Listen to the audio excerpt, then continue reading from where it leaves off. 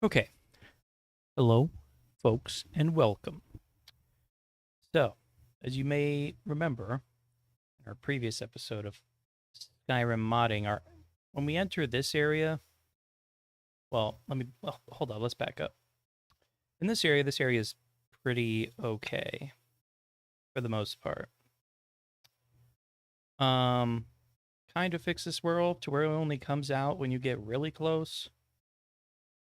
But the biggest issue is over here. This maze is so packed together that all the enemies that I want to start attacking when you essentially see them essentially start crowding around you pretty much either in this first area or in this hallway or whatever. It gets overwhelming. So, let go. Hell, okay. For some reason, the fuck? Let go of me. Shit.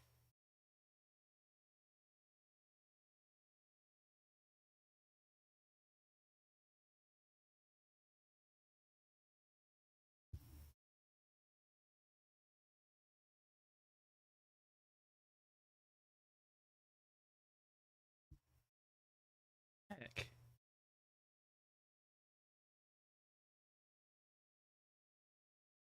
Hey, whatever. It's still doing it. I don't know why.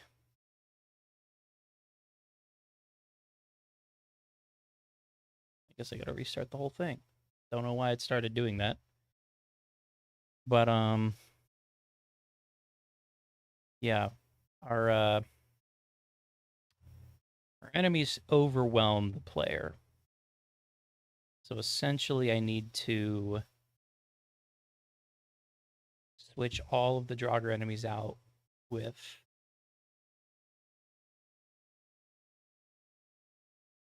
fuck mouse. Hello? What the heck? Is it my shift key?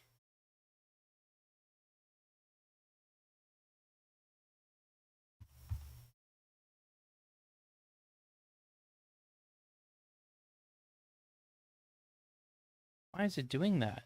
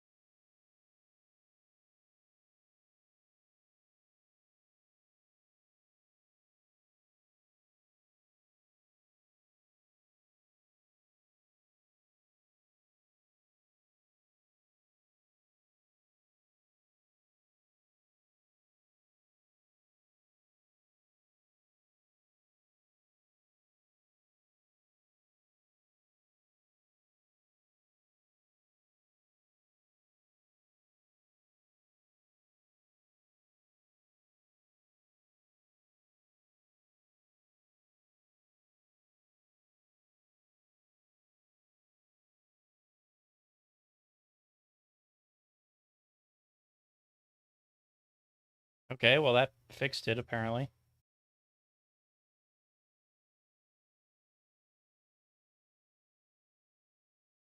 It's weird. It's never happened before.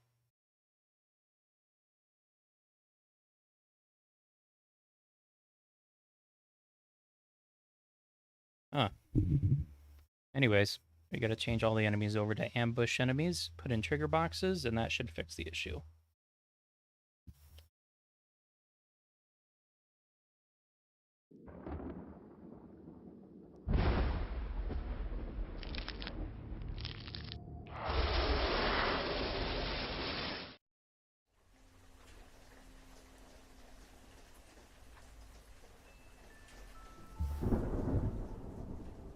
The hot air blew up north from the Gulf, and the cold wind swept in south from Canada. And when the two fronts collided over the states, the battle spilled over in a monstrous, rolling storm cloud not a few miles north of my lot in the woods. For the better part of an hour, as things there unfolded, the buzz of the weather alert was all I could hear on the TV and on the radio. They're saying this could be a big one, folks. Stay inside and be prepared to run to the cellar if this supercell does indeed produce a funnel cloud. We'll keep you updated as more information comes available. And all at once I could see the black underside of the beast as it moved. And then the trees started to list and sway. And then the wind rolled up through the grass until it blew dust onto my trousers and into my hair. I whistled. "Come on, Shiloh! Inside, boy, let's go!" The dog bounded up the stairs, and I shut the door behind the two of us. Then it began to rain. Nothing but a drizzle at first, but then a pounding, howling downpour that fell in sheets and torrents. It turned the dirt to mud, and it poured from the gutters, and it swept up against the windows like ocean surf. Shiloh, never one for thunderstorms if he could help it, laid down on the rug and covered his snout with a paw. He began to whine. "Hang in there, boy. It'll be over soon." I sat down in the recliner. I turned on the TV, and I pet him absent-mindedly with my free hand. Think it'll produce a twister? It's hard to say right now, Debbie. The conditions we think are there, especially here near Fairfield, and over here in the Manchester area. You see, on the radar, how that's playing out. So that's certainly a cause for concern that we're keeping a close watch on. Thanks, Kev. And I'm getting word now that there is indeed a tornado watch in Fort Hutchins and in Charles County. And of course, you can get a more comprehensive list of affected areas on our website and at the bottom of the screen. To anyone in the path of this storm, especially in those areas, it is imperative that you are either prepared to move to a storm shelter on short notice or find a low place to hide without windows if at all possible. Place mattresses up against any exposed windows if you can, and do not attempt to drive away from the storm until the watch is expired. I looked out the window. It was hard to see much of anything through the wind and the rain, but it was dark out there, for sure. I stood up, I walked over to the window to get a better view, but it was so worked over in fog and rainwater that I couldn't hardly see a thing. "Stay put, Shiloh. I'm going to take a quick peek out the door." I cracked it open a bit. The sound of the storm utterly exploded into the house. I could barely hear the dog bark over the sound of the wind and the rain and the claps of thunder. And then a spear of lightning bolted across the sky. "Oh, it's a big one, boy," I shouted. "Might have to rev up the generator in a bit." I eased the door open a bit more and leaned out. Within seconds, I was nearly as soaked as the porch. And I had to squint and shield my eyes and wipe my hair off my forehead when the rain plastered it there with weight. In the distance, and through the trees, I could still see the sunset. But the red and orange and yellow there, it hit a hard, fast wall of blackened storm clouds a few miles off. And that cloud only got darker and more violent the closer it got to where we stood. The grass in my fields were nearly flattened with wind, too, and the trees were heaving sideways and billowing their tops to the windfall as the storm threw it back to their beating. I craned my neck upward. The skies were moving fast above the house. I could tell that even through the rain, it swirled and bulged. They chased their tails, and wisps of them scouted the ground, and dipped deep and low. I found Shiloh brushed up against my leg. "Back inside, boy." I gently nudged him in the heel of my boot.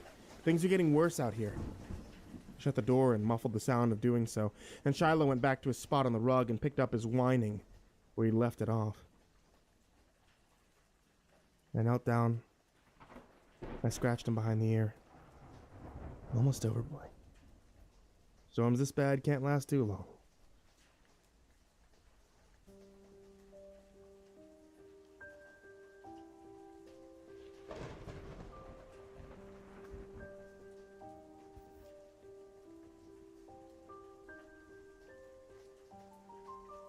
But the storm didn't let up. It carried through the afternoon and into the evening, and only strengthened as it did. I kept tuned into the TV as I made a casserole. Down near Fairfield. And luckily, the worst of the storm is holding in the northwest of Wilbert Heights, which, of course, is minimizing the damage there. Yeah, that's right, Deb.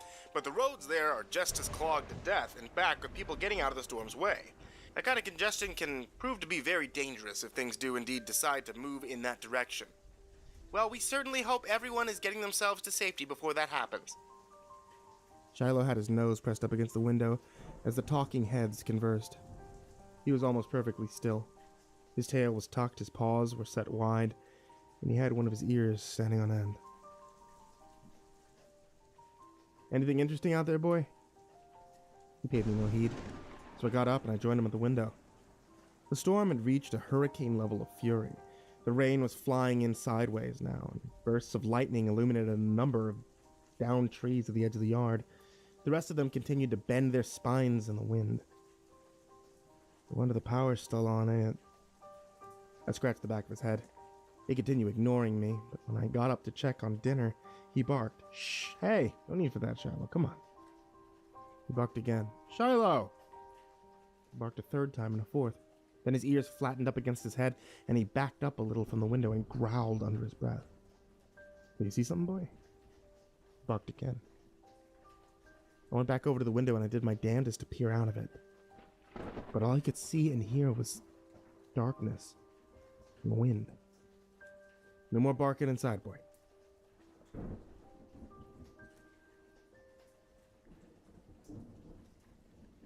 So where is all this coming from, Kevin?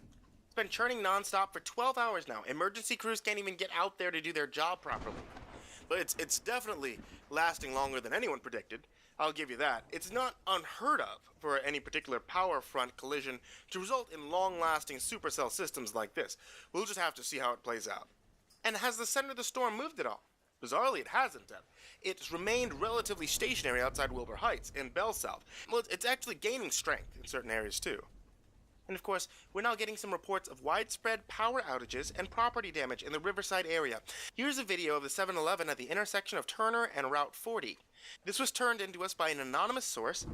You can clearly see some severe structural damage to the gas pumps and a lot of debris floating around in the parking lot. It's not the best angle, but if you look right here, you can see part of the gas station's roof is kind of hanging off there.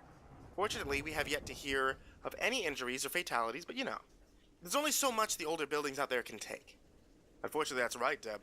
A lot of houses on the Riverside and Port Harbor areas are built decades ago, and in some of the lower-end neighborhoods out there, the architecture is particularly vulnerable to high speeds, prolonged winds, like what we're seeing here tonight. Any advice to people who might be trapped in those areas for the duration?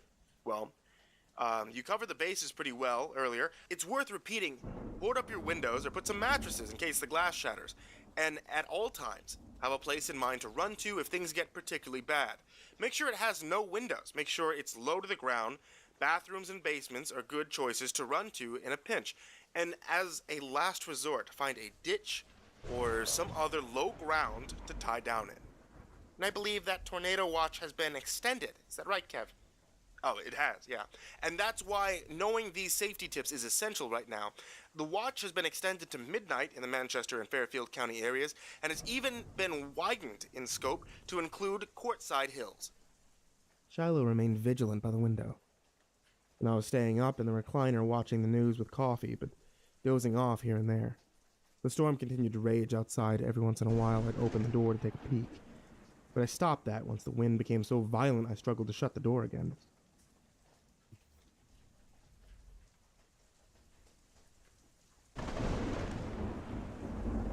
Shiloh yelped and my heart slammed. Oh, fuck. The dog leapt back into his defensive stance by the window, ears flattened to his head, hair up on end, teeth bared up to gums. He barked again and then growled. The loudest clap of thunder I think I've ever heard. What about you, boy? Scratching him behind the ears. But he was focused on something outside. I followed his gaze to the top of the trees, and just as I did, there was a spectacular flash of red lightning that spilled its glow across the forest. Shiloh let out a little squeal of confusion. My mouth hung open a bit. How? The lightning flashed again, a deep, almost purplish red, thrown out by giant spears of electric power that shot to and fro, and through a small gap in the mist I saw nearly to the top of the big storm cloud where it did. It was a colossal monstrosity obscured by the darkness of its own underside. A billowing, rolling titan of a storm cloud, lit from within by lightning that must have stretched for miles in every direction. God only knew how high up into the atmosphere it went. God almighty, I ain't never seen something like that in my life. I rubbed Shiloh's back, starting to think this isn't any normal storm. The flashes of red lightning kept up through the night, and every once in a while they'd be joined by lancing snaps of blue and purple. It was a spectacular and breathtaking display, wondrous and otherworldly to behold, but I'd be dishonest if I didn't admit that it was the most terrifying experience of my life. Meanwhile, the rain kept falling in sheets, and the wind had remained at steady, low hurricane speeds for some hours now. The front yard was littered with debris and branches and hailstones the size of a fist. The power flickered in and out, too. I wasn't sure how it'd stay on as long as it had, but it wouldn't hold much longer. Couldn't. I had the TV on while Shiloh and I watched the storm from the window, and I'd glance at it from time to time. The picture flickered, and static filled up the screen in between shots of the news desk. Reports of red lightning are confounding. Over the riverview where... This is unlike I've ever seen. This is not an ordinary cloud above. Cumulonimbus hypercell is new classification? Yes, it is. And I who... The feed turned to static. And then with an audible snap, the power finally went out. I whistled, and sighed. Just us in here now, boy. I hugged him tight and I felt how violently he was shaking. I think I was shaking too, but for both of our sakes I kissed his head and I said, "Glad you're here with me, buddy. It's got to count for something." We turned back to the window to watch the storm.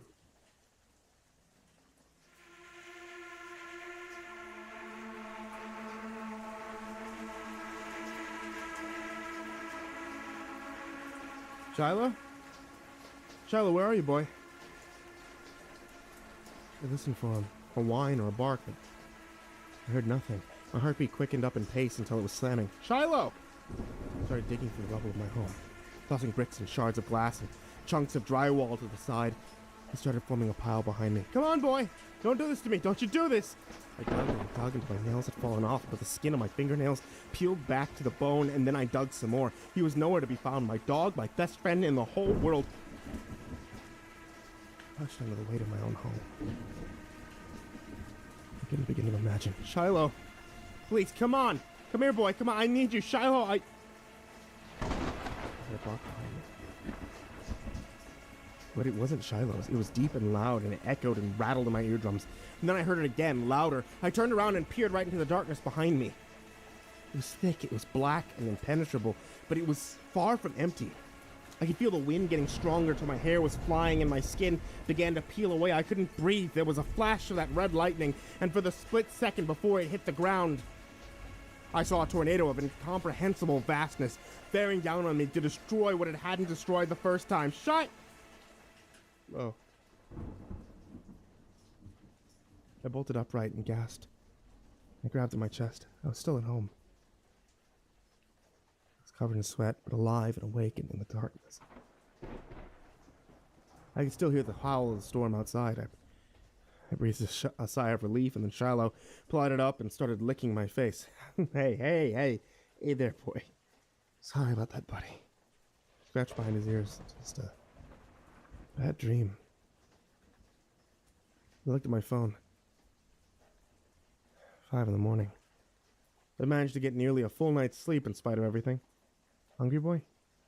I got up, I used a flashlight to find the dog food bag. Then Shiloh inhaled his breakfast while I looked out the back window. I can't believe it's lasting this long. It's truly incredible. The rain had abated a bit. I could see, well, not a lot, but a bit. But the wind still howled and the sky still remained nearly pitch black dark. Not a drop or note of sunlight made it through the canopy of cloud cover, but frequent pulses of that red lightning afforded me enough vision to appreciate the wreckage of my yard. It looked like it saw me. Trees were leafless and downed. Branches carpeted the grass, and I could even see split roof shingles lying soaked in puddles at the foot of the yard. But the insurance company is about to have a hell of a day. Hey boy, I'm gonna run outside. I can see if I can turn on that generator. He ate the last bits of his food and he turned to me. Stay put, okay? Wagged his tail. But when he saw I was moving for the door, he stood up and barked. I'll be back in a minute, boy, okay? Threw on my coat. Generator's just outside. Calm down. Barked again and again, but I just rolled my eyes and I stepped outside. And as expected, it took less than a second to get completely and utterly soaked in the downpour. I could feel the moisture through the coat, soaking into my t-shirt and even my boots, struggling to keep my feet dry. But I slogged through the mess and the mud and the debris all the same and slowly advanced up to the generator. I threw the tarp back and clap! Turned around. Shiloh had thrown himself up against the inside window and had descended into madness. He was barking and chewing at the glass frantically, desperately trying to grab my attention. I'd never seen him in such a fit, but from what I could tell, he wasn't seeking help for himself. He was trying to save me. As soon as I realized this, I heard something in the distance that constituted the single loudest and most bizarre sound I'd ever heard. It wasn't thunder. It wasn't an explosion. In fact, it wasn't especially dissimilar from a whale call or the horn of a ship docking at the harbor. It was deafening animalistic sound that lasted for several seconds and carried hard and steady over the thunder. I felt my blood beat washed to a stop, and then I turned. Couldn't see much, but I saw enough. There was something in the cloud. A formless mass moving east and still well behind the mist, and then I heard the sound again. Then a flash of red lightning shed its glow on what I can now confirm was a still clouded over form of something moving there, something alive that was titanic and otherworldly to a degree I couldn't adequately put into words. I forgot all about the generator. I dropped the cord. I forgot all about Shiloh, too, who was still barking himself into a fit from inside the house. And for the briefest of moments, I even forgot about the storm, although I was still being pelted with rain. I was simply basking there in unspeakable existential awe. Not a normal storm indeed. Not by a long shot. I stood and I watched the beast, whatever it was, move slowly but with grace behind the storm. Then I heard a low, rumbling thud. On his footsteps. The ground shook when it hit, and the giant shadow of the figure faded into the upper clouds, and the storm resumed as before with a spectacular clap of thunder that shocked me back. I looked over to Shiloh. He calmed down a bit and was now looking at me through the glass as if to say, "What the hell are you still doing here?" And he was right. We couldn't stay here. Of course we couldn't stay here. I didn't know what this storm was or if it was even a storm to begin with in the strictest sense of the word, but I had no indication it was letting up anytime soon, and I didn't know what that thing was. All right, boy. I said it under my breath, more to myself than him. All right. Let's get the hell out of here. It took me mere minutes to throw a bag together, clothes, electronics, toiletries, and other necessities within the grasp of convenience. and to get that and Shiloh situated in the truck.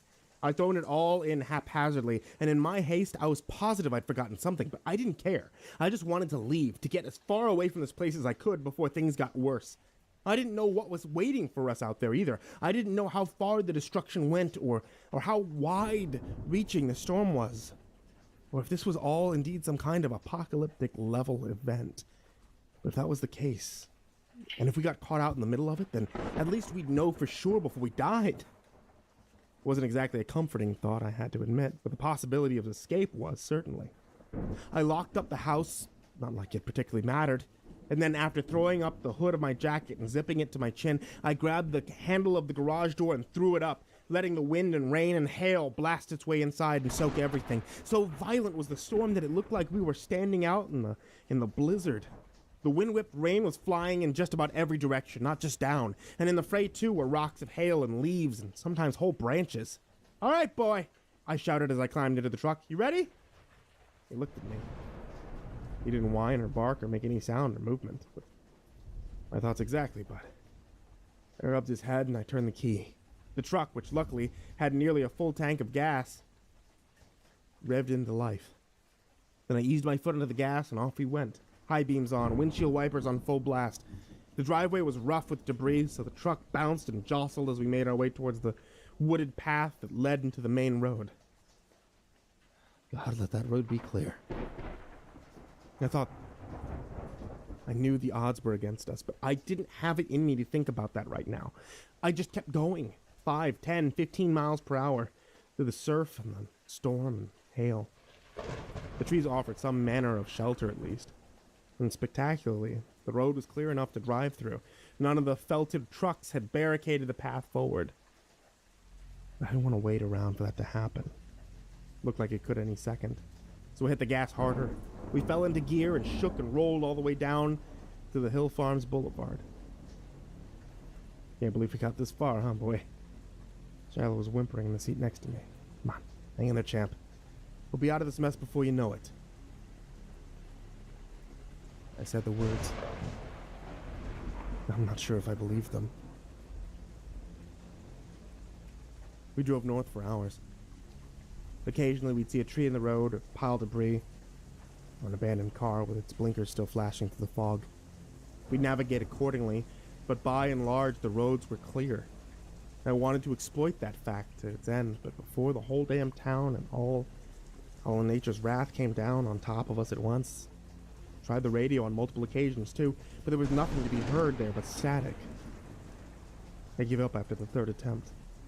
A burst of red lightning streaked across the whole sky at once. Shiloh didn't respond, but when the thunderclap hit, he jumped almost entirely off his seat. I tensed up my grip on the wheel until my knuckles were white. Things seemed to be getting worse. I didn't want to admit it to myself, even in my head, but it was true. Going the wrong way. The wipers were overwhelmed with the onslaught of precipitation. So intense was the downpour, in fact, that I was getting dripped on despite having the car sealed up tight. To boot, there was almost a complete lack of visibility. I could see maybe 15 yards ahead when the rain parted in the wind, but not an inch more. At its worst, I could see nothing but mist and cloud. I had reduced my cruising speed to 10 miles per hour to accommodate this. The gas tank sat at a quarter. I carried on this way for over an hour before Shiloh sat up straight and started whimpering and pawing at the window.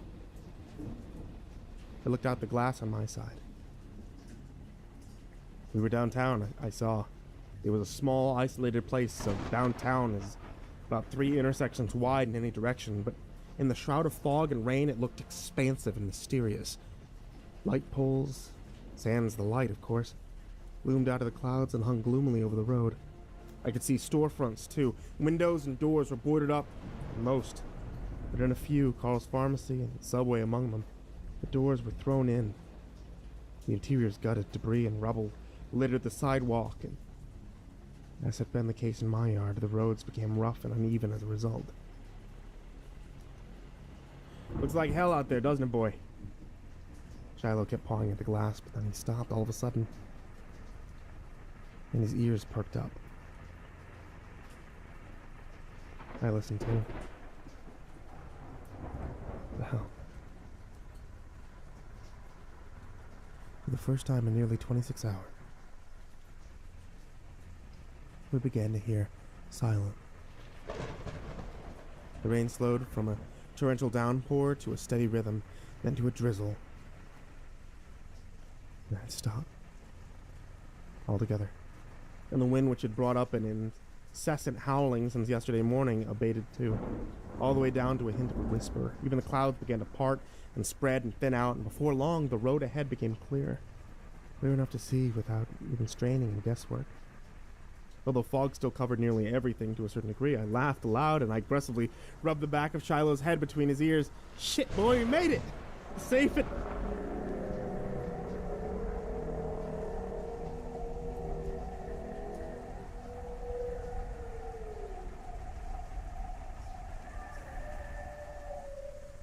My heartbeat slammed into rhythm, and Shiloh yelped and whined and yelped some more. That sound, the horn blast from earlier, had exploded through the air and vibrated the windows. It was orders of magnitude louder than it was when I'd first heard it, and that meant that it was close.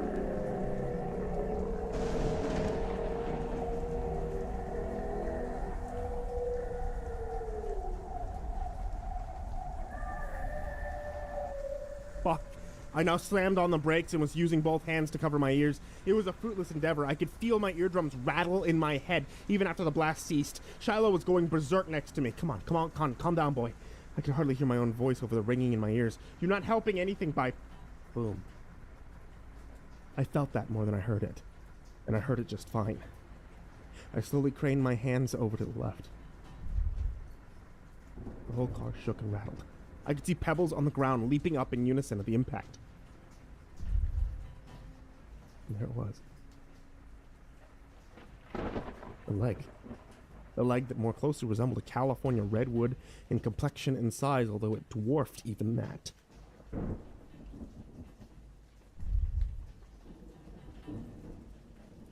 The beast was walking across the road, making a spectacle of it. I could only see the mammoth's lower half of its legs as it moved. The rest was still shrouded in mist and fog and cloud, but even that was an awesome and terrible sight to behold.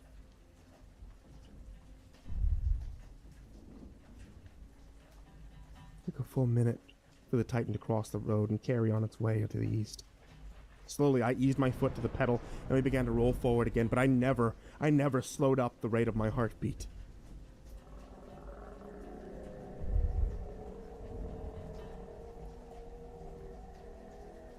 The horn blast sound drifted away in the wind.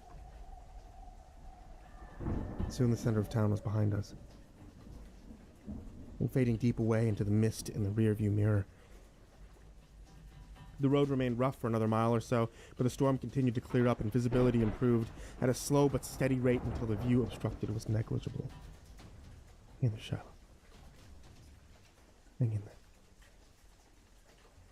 Poor dog was exhausted. He almost lacked the energy to care. We're almost out of here. We're almost free. But then the last of the clouds parted ways. And we saw it. A scene of awesome and spectacular devastation. The whole of Forestburn County, what had been a sparsely populated region of wooded wilderness, stretched from Wilbert Heights on its southern neck to Phillips Creek in its northeast, had nearly ceased to exist. In its place now sat a desolate gray pit of impossible scope, miles across and miles deep, reaching down into the earth like an excavation site or an industrial mine dug up to unearth something of utterly mammoth size. There were no living trees or grass or running water or any signs of wildlife here.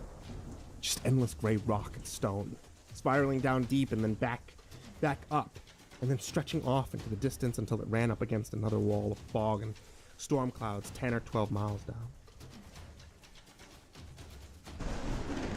God almighty, boy, I said, and I leaned down to view the scene from his side of the glass as we scrolled by. Doing so brought the sky into view. So look at that. Above the pit, spilling its ruby scarlet light out over the landscape below it, sat the swirling red center of the storm. The relative calmness of the air beneath it hinted its purpose was not particularly unlike a hurricane's eye, and yet it was so thoroughly covered up by the clouds it blotted out the sky entirely. Red lightning crackled and snapped in increasing frequency and intensity the closer up to the center things got. And at the center sat a swirling blood-red vortex from which everything appeared to emanate and spread. Beneath it were multitudes of titans, too, flying up from the pit and into the vortex and disappearing forever. Shiloh whimpered and whined. I don't know, boy. Maybe they've been down there all along, and that thing is their way back home.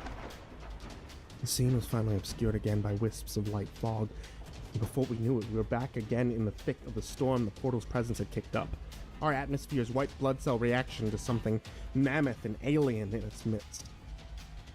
We drove again for hours, through wind and hail and sheets of rain past other titans moving home.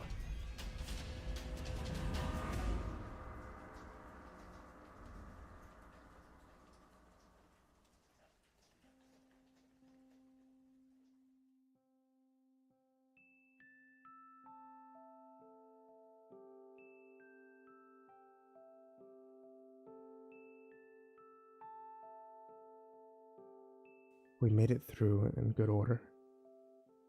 The storm finally stopped somewhere north of the Tawny River, and the town there of the same name. We filled up our tank. We got a room for the night. The storm raged for 3 more days there, non-stop and at full fury for the duration, and then, in the blink of an eye, it was over.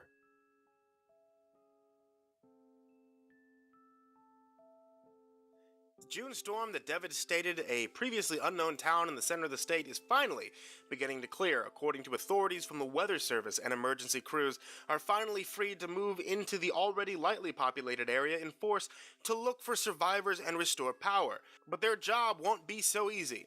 Yeah, I ain't never seen nothing like that. Look here, see that? Looks a bit like a giant footprint. Yeah, we're thinking the storm ripped up trees and threw them every which way and then blew dirt back into the holes, leaving nothing but a dip like that behind. We've seen tons of these, usually in lines for miles. Maybe a tornado did it? Running theory anyway. It's bizarre. Scenes like this are indeed everywhere in the affected areas. No doubt a humbling and mysterious testament to the sheer fury Mother Nature can deliver. Coming up after the break, well... I switched off the radio. Bunch of idiots, huh, boy? Shiloh didn't respond. He was asleep. Still. But I confirmed it under my breath. Bunch of idiots. We pulled up to the driveway about an hour later. Then we started the long, brutal process of recovering and rebuilding, which as of this writing is still not complete. Still need to get the roof replaced. But none of that matters in the end. Got a bed to sleep in. I've got Shiloh with me too. I think the 2 of us will be just fine. The worst part, after all, isn't the devastation. It's what amounts to a cover-up. Now, I'm not sure what this storm was, and I couldn't tell you if it was the first of its kind or just the latest in a long chain of poorly reported incidents of similar quality and magnitude, but I do know enough to dismiss the official explanation. That the Wilberforced hypercell, as it's now known, was just a freak weather phenomenon that could easily enough be dismissed as a strange little footnote of interest to few outside the relevant fields of study. Luckily for the powers that be, too, the affected area is amongst the least known, most sparsely populated regions in the United States, and what other witnesses there might have been have likely been replaced or killed. But between myself and Shiloh, there's at least 2 sets of eyes here who have seen the reality of things. So I'm getting the word out.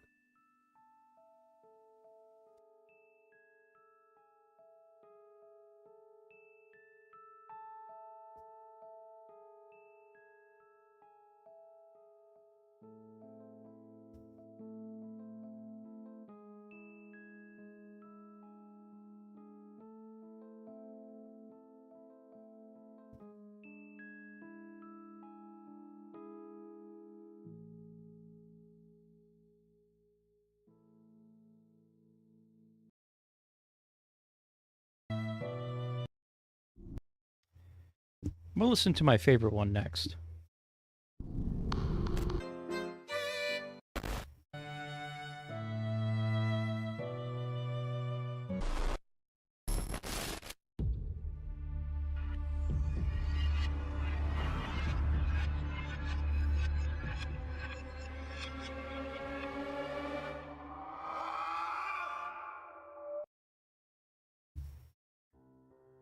My name is Blake.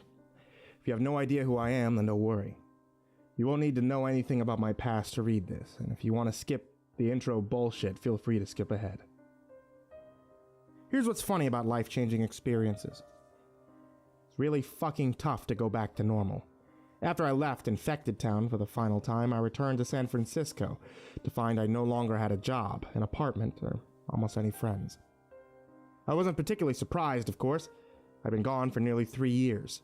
My bank account was okay, and I managed to track down some of the stuff that my landlord hadn't sold. But I was broke, jobless, and sleeping out of the old pickup truck for a solid month there. I took the opportunity to cut ties and make a fresh start in my new town. So it worked out okay for me. But I guess what I'm saying is, if I had a criminal record, no college degree, or even fewer bucks in the bank, I would have been futterly ucked. They never mention that. At the end of the adventure books, when the hero beats the big bad and begins his journey home, they never show the fallout when he actually gets there. Not that I'm a goddamn hero. You get my drift. Once I settle down and find gainful employment, I try to live a normal life. Get up, coffee and a cigarette, go to work, come home, smoke a joint, fall asleep. Wash, rinse, repeat. No friends, no Claire, no family. Yeah. I had an apartment and a job and money, but it sucked. Didn't enjoy the stability. I thought a lot about the town, the mold, the monsters. Even kinda longed for them. At least when I was there, with Liz. I was never bored. Possessed, terrified, amazed, sure. Sometimes all three, but I was never fucking bored. Barely lasted 2 weeks before I started looking for freelance work online. I have a degree in graphic design. I quit my job almost as soon as I found any. Broke my lease, bought an RV. I've never looked back. Money's tight. Sometimes I can't sleep from the nightmares. I get lonely every so often, but I'm happier now than I've ever been. Even before Infected Town. I'm on the road a lot. When I can't sleep, I just drive. When I'm not hunched over my laptop working, I'm on the hunt. See, that's the thing. Infected Town haunts me. The mold and the creatures and the entity. They were so real I forgot at times that they were supernatural. And it got me thinking. What else is out there? And how prevalent are they? These creatures we don't understand. How much magic is in this world? That question plagues me. Forums like No Sleep are all well and good, but you can tell stories for hours. I want to live the stories. Call it an itch, an addiction, whatever. It's what drives me, because I think that if I don't use what the entity did to us to get stronger, it will end up killing me. Listen to me. Waxing dramatic. Obnoxious. What I came here to say is the hunt is proving fruitful. I started with Craigslist posts in my area, different websites. Usually my message was the same. Tell me your story, no matter how absurd. Show me what you got. I'll listen. I'll believe you. The local response was impressive, so I branched out to the not-so-local. I get hits almost every day when people experience the unexplainable. They want to talk about it, and I figure you guys might want to hear about it. A couple months ago, I was contacted by a paranormal research group called the Institute for Higher Knowledge, which does pretty much what I do, but with a lot more money behind it. They offered to pay my gas and lodging bills if I helped them keep up to date on what I find. No strings attached. Like a field agent or something, but I'm not actually employed there. Anyway, that's when I started making transcripts, making this shit official and all that. Whenever possible, I travel to where these people live and talk to them in person, and I always try to visit the scene of the incident. Got files on a lot of the shit that I've explored, and really interesting ones. I call them cases, like I'm some sort of hot shit paranormal detective. I'm not. There's no fucking detective work on here, trust me, but I have been all over the country. Met dozens of people. I don't always record them, but I hear a lot of stories, and yes, some of them are your run-of-the-mill ghost, demon, Sasquatch, alien yarns, maybe even most of them. Those are great, don't get me wrong. They're not the stories I'm here to tell you. I'm here to tell you. The weird ones. Note, this will probably always stick with me because it was the first real abnormal one. This also marks my first time transcribing recorded interviews, so the style might get a little bit fucked. I used initials. Mine are BE. Case number 4, The Hole. Location, Seattle, Washington. Date, December 20th, 2016. Witness name, Sam D. All last names are omitted for privacy. The relationship to the case, the tenant of the building of apartment 108 contacted me about this one on Craigslist. We're sitting in Sam's tiny living room nursing cold beers. Like most of the building, this room is dim and dusty. Even with the curtains thrown wide and every bulb illuminated, it feels like we just can't get enough light in here. Sam lights a cigarette, offers me one, which I accept.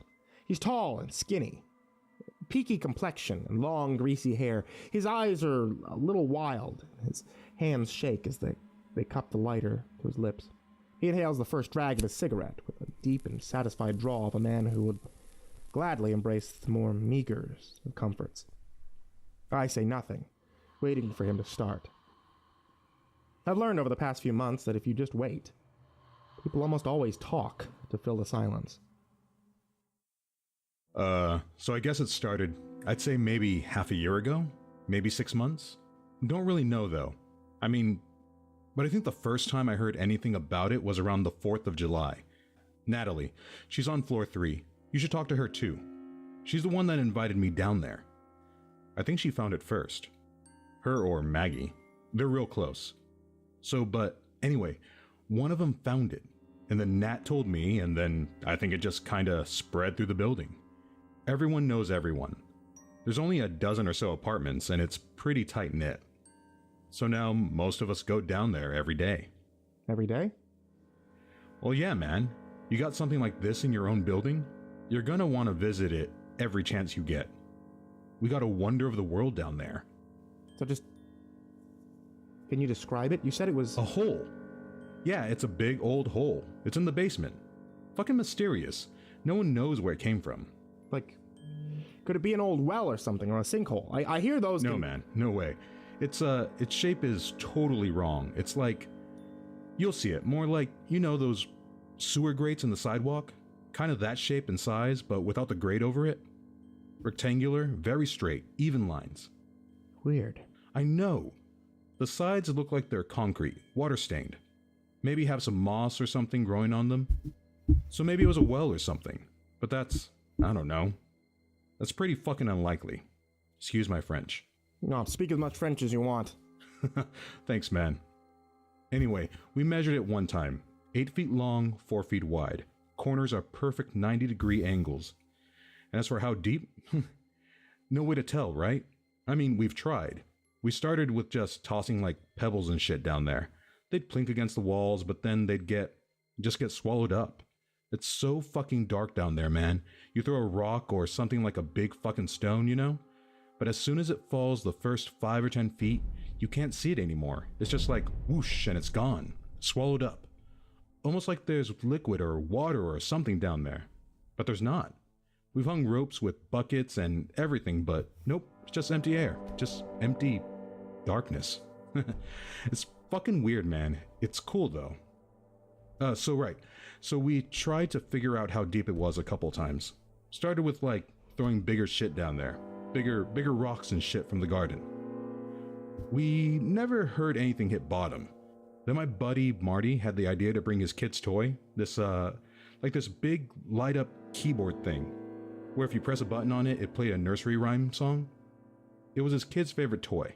I feel kinda bad about that. But we had to know. We had to like gather data, you know? So we switch on the keyboard to like one of those demo tracks, and it lights up and starts playing, and we toss it down the hole. And dude, trust me, it was so weird. So I said, how's it really fucking dark down there? Well, we could see the toy's light blinking on and off for a few seconds. But once it went maybe about 50 feet, they completely disappeared. We probably should have still been able to see the lights, but nope. It's like there's a threshold where all light is just fucking swallowed up. Or maybe the tunnel curves, I don't know. Maybe there's science behind it. Anyway, the really weird part is, we could hear the song kept playing as it fell. Fucking Ode to Joy, it never stopped. That fucker played the whole song for way too long. It got pretty quiet and echoey near the end. I guess because of how far away it was. But that keyboard never hit bottom. We probably even could have heard it if it kept playing, but the song ended. The piano was pretty big, too. Like, maybe this long across? Sam shows me a space about 2 feet between his hands. Actually, It would've made kind a of like huge that. crash when it hit bottom. Kind of But we scary. never heard anything. I don't know, man.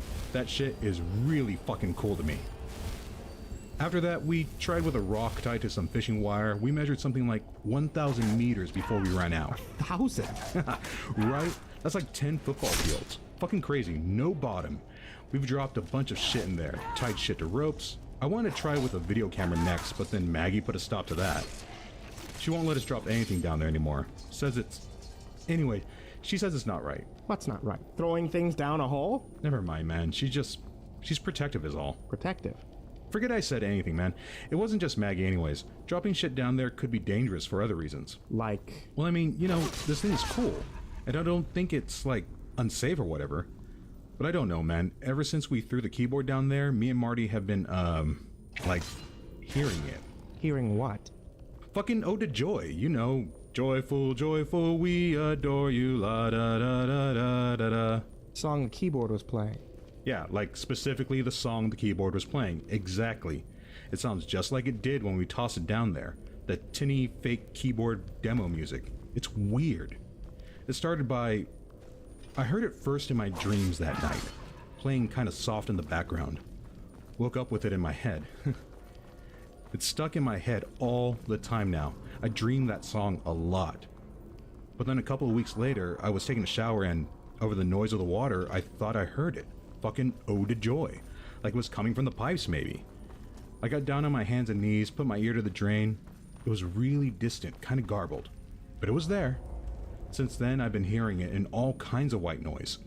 Fans, running water, you know. It's really distant, almost too quiet to hear.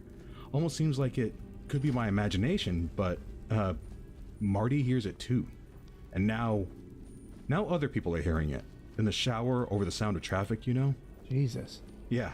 So that's why we don't throw things down there anymore. Especially like, I don't know how to describe it. Maggie calls them activate objects. Things that make noise, stuff with batteries, also phones, cameras, nothing with personal stuff. Books. She says personality could be a problem, whatever that means. Huh. Yeah, she's kind of confusing sometimes. But you'd be smart to listen to Maggie. The whole building knows that. Lady knows her shit. Can I speak to her? I mean, you said that she's the one who found it, right? I'd like to hear about it. Her or Nat, yeah. They found it. Yeah, let me text her. I'm curious, have you guys told anyone about this? This seems like something that would get media attention, or you think the city would be interested. Doesn't Seattle have a shitload of underground tunnels? Could this be something to do with those? This building is old. No, well, I mean, a couple of us talked to the property manager, Jim C. He went down to look at it, but he said he'd handle it on his end, but we haven't heard anything about it since then. That was maybe a couple months ago? Huh. Yeah, it's for the best, though. None of us want a bunch of reporters swarming around here. The whole it's too special for all that shit, you know? I guess. You'll understand when you see it. Oh, On that note, would now be a good time to head down there for my first viewing? well,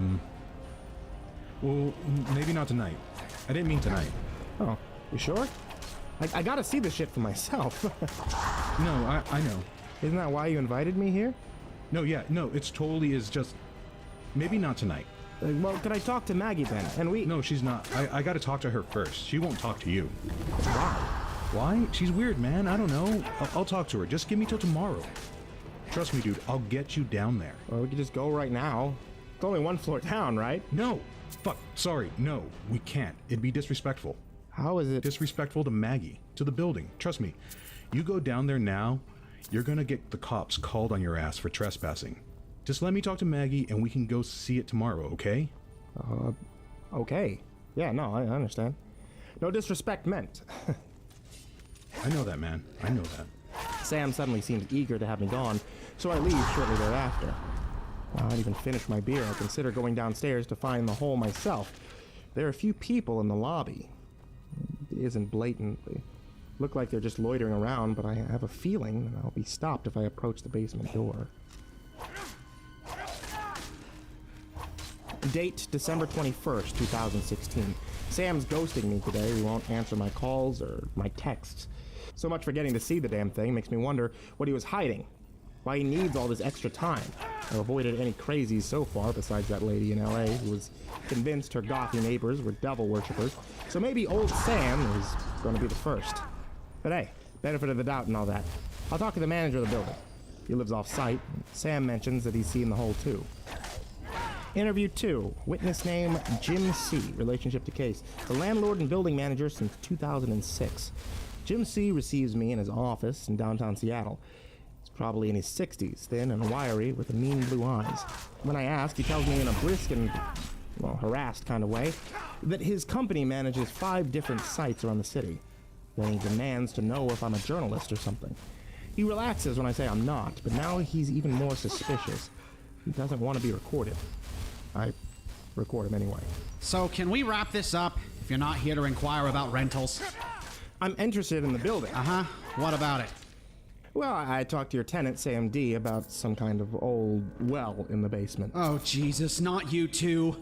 If I hear one more word about that goddamn hole, I'm gonna lose my fucking mind. Okay, some of your tenants have been complaining about it. Complaining? I fucking wish. They talk about that hole of theirs like it's the lost fucking city of Atlantis. For the first couple of weeks, I got a few of them asking if it was a construction project or something. No, I says to them, no construction going on in that building, far as I'm aware of. Better not be anyway. Finally, it got so bad, I took a trip over there to check it out myself. Those people. Yeah, that building is full of fucking loonies. Every single one of them. I mean, what are the odds of that? You fill 14 different apartments with 14 different families, and everything seems normal. For years, some of them. You think you got lucky. You think they're pretty good tenants. But it turns out all of them are fucking crazy. I don't know. This hole or whatever it is. I mean, you have to admit, it's pretty interesting. I can kind of see why they're excited about it. Have you been down to that basement, son? No, well, not yet. That explains it. There's no fucking hole there. Sorry, what? That's right. There's nothing there. I've checked. It's just, you go through that door off the laundry room, there's just an empty, half-finished basement. There's no goddamn hole. There's never been any goddamn hole. But you ask any tenant in that building, they'll insist there is. They'll insist it showed up 6 months ago, just appeared out of nowhere. They'll try to show it to you. 20-odd people. Every single one of them with the same story. Even the kids. Fucking crazies. So, okay. So, what is this? Some kind of group delusion? Whatever it is, and before you ask, it's not carbon monoxide, lead poisoning, or mold. I had that place inspected months ago. It's an old building, but it's safe. And these people, you knew them before? Oh, sure. Some of them quite well. And they seem, mentally healthy. Mentally all there. I never noticed anything off. Sure, 1 or 2 of them have always been a little rough around the edges, but they're good people, good tenants. The lady in 306 is a second-grade teacher, for Christ's sakes, and a couple of them are students at the U. It's not a building you'd expect to turn into an insane asylum. Huh. Well, I wonder.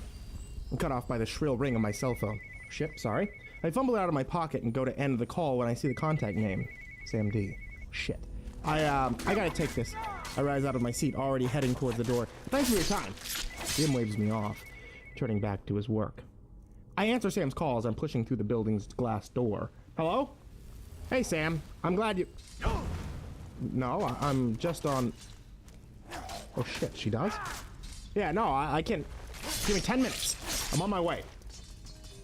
Interview 3. Witness name Maggie M, Natalie W, Sam D. Relationship to case. Tenants of the building. Apartments 309, 306, and 108 respectively.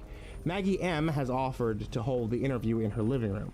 I don't know why I'm surprised. The way Sam talked about her, I expected someone hermetic or at least unsocial. But Maggie is the gorgeous woman of around 35. Vivacious, with fiery red hair. She laughs loudly, curses often, and smokes like a chimney. Also present is Natalie W., who Sam tells me first showed him the hole. Slightly younger, slightly quieter, and far more serious than the other girl, but perfectly pleasant nonetheless. Maggie's hand rests casually on her knee throughout our conversation, so I assume they're an item. Sam's here too. He hovers around behind the couch the women are seated in, looking down and restless. I have to wonder if there's some recreational drug use going on here, maybe meth. If what Jim C said is true, maybe this whole damn building's on something. We end up talking casually for over an hour before the hole was even discussed. Maggie is charisma personified. If not for the fact that she's clearly taken, I'd be tempted to make a move. I forget completely why I'm here. I enjoy myself. And then Sam says this. Oh shit. Were we gonna show Blake the basement? The mood shifts. Maggie's laugh tails off as she turns to give Sam a look that I can't catch.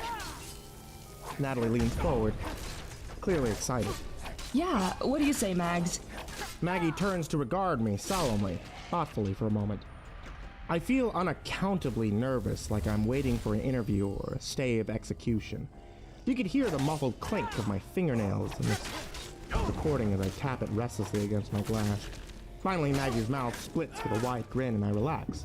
My sigh is embarrassingly audible. She winks at me. How about it, handsome? Think you're ready for it? Think it's about goddamn time.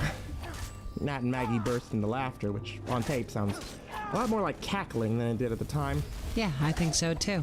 You seem alright. We start to move as a group towards the door, starting the long hall down to the basement.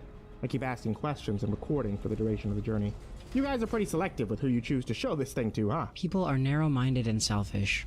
We'd do best to keep it out of the hands of those who would use its power to do harm. You can't be too careful. Hold up, I'm sorry, Maggie. No disrespect, but I mean, we're talking about a hole here, right?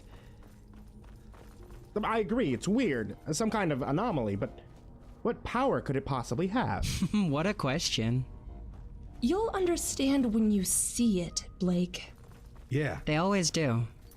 Well, looking forward to it, I guess. How'd you find this thing anyway? Natalie found it. Okay. Pretty much does what I want it to for the most part.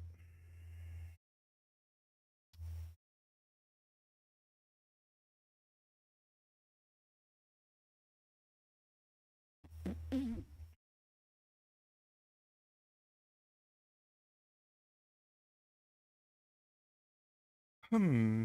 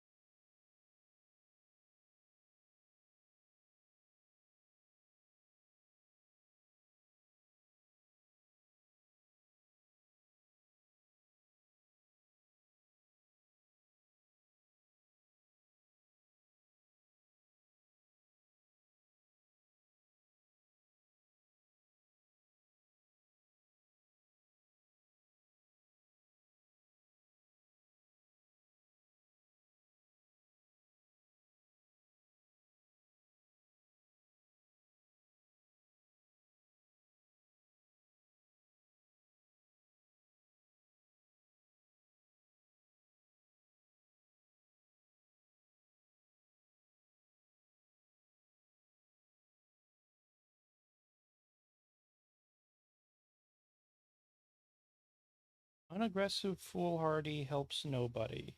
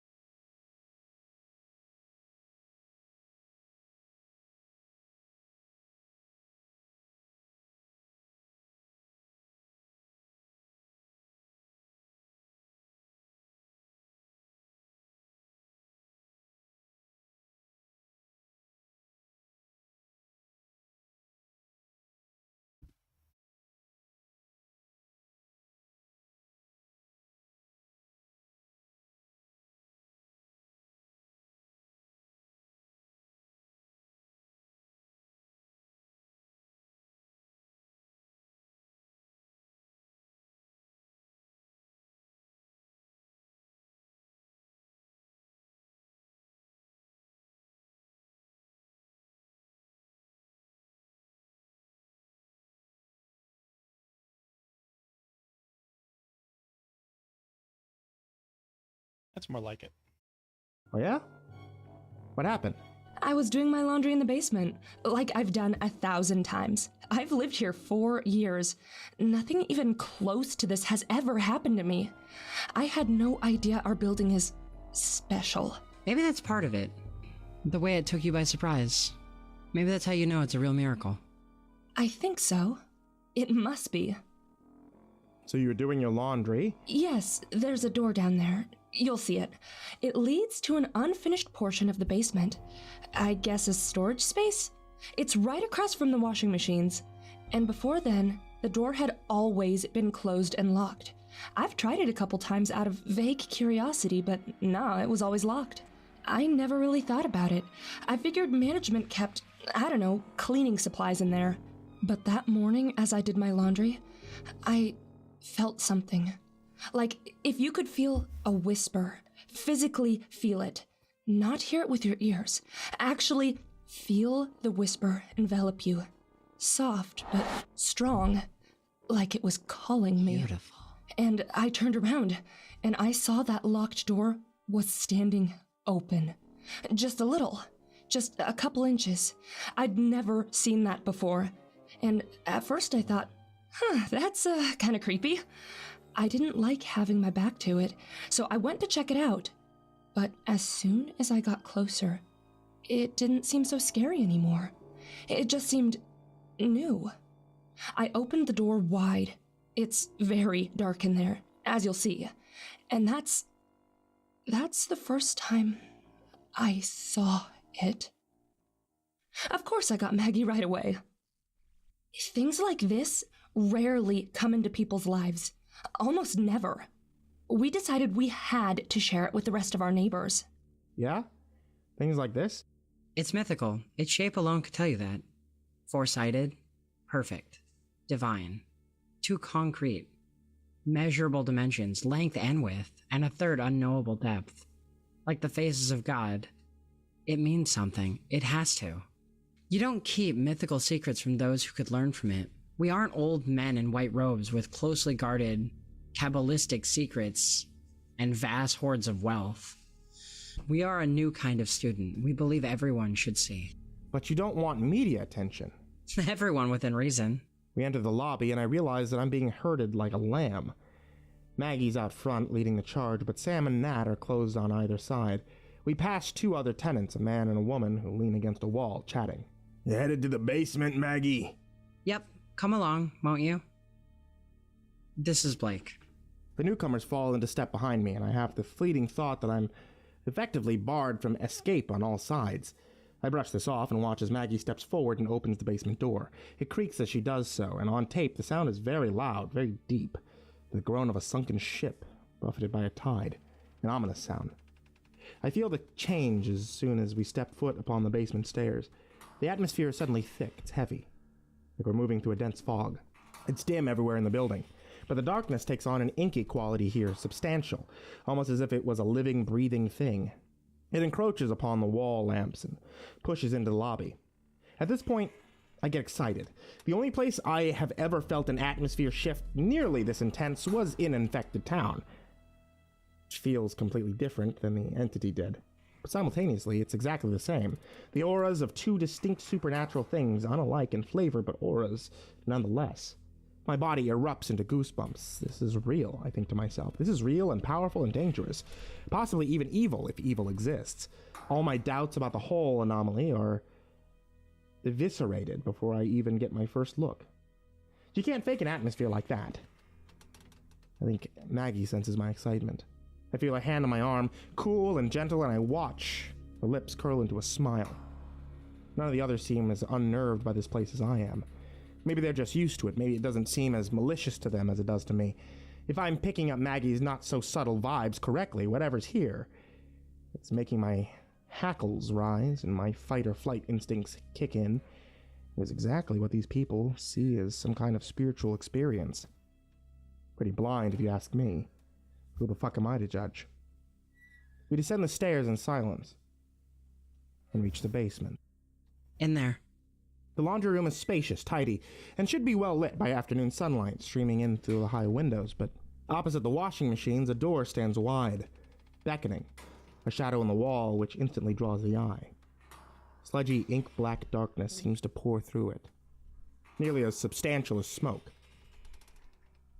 It somehow dims the effect of the sunlight. This room is substantially darker than the rest of this dark building, no matter how many windows it has. I wonder briefly what the hole's purpose is.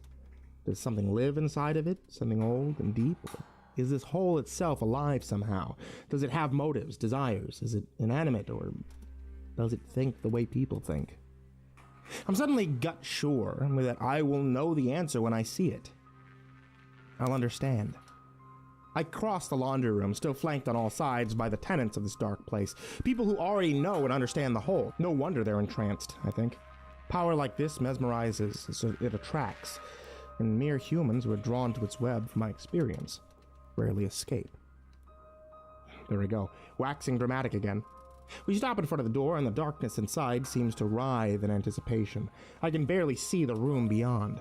Shadows coat and cling to every surface. After you. Maggie waves me inside. I step into the hole's chamber, the tenants following close behind, silent. I linger in the doorway, not wanting to fall into the pit in case its edges are closer than I surmise. The room is very dark, with rough stone walls, packed dirt floor. And for a moment, that's all I can make out. Blinking rapidly, my eyes slowly adjust to the darkness. And I'm able to see it. Isn't it beautiful? I don't respond. It feels lonely somehow. Lonelier every time I visit. Like it wants something. Like the hole wants.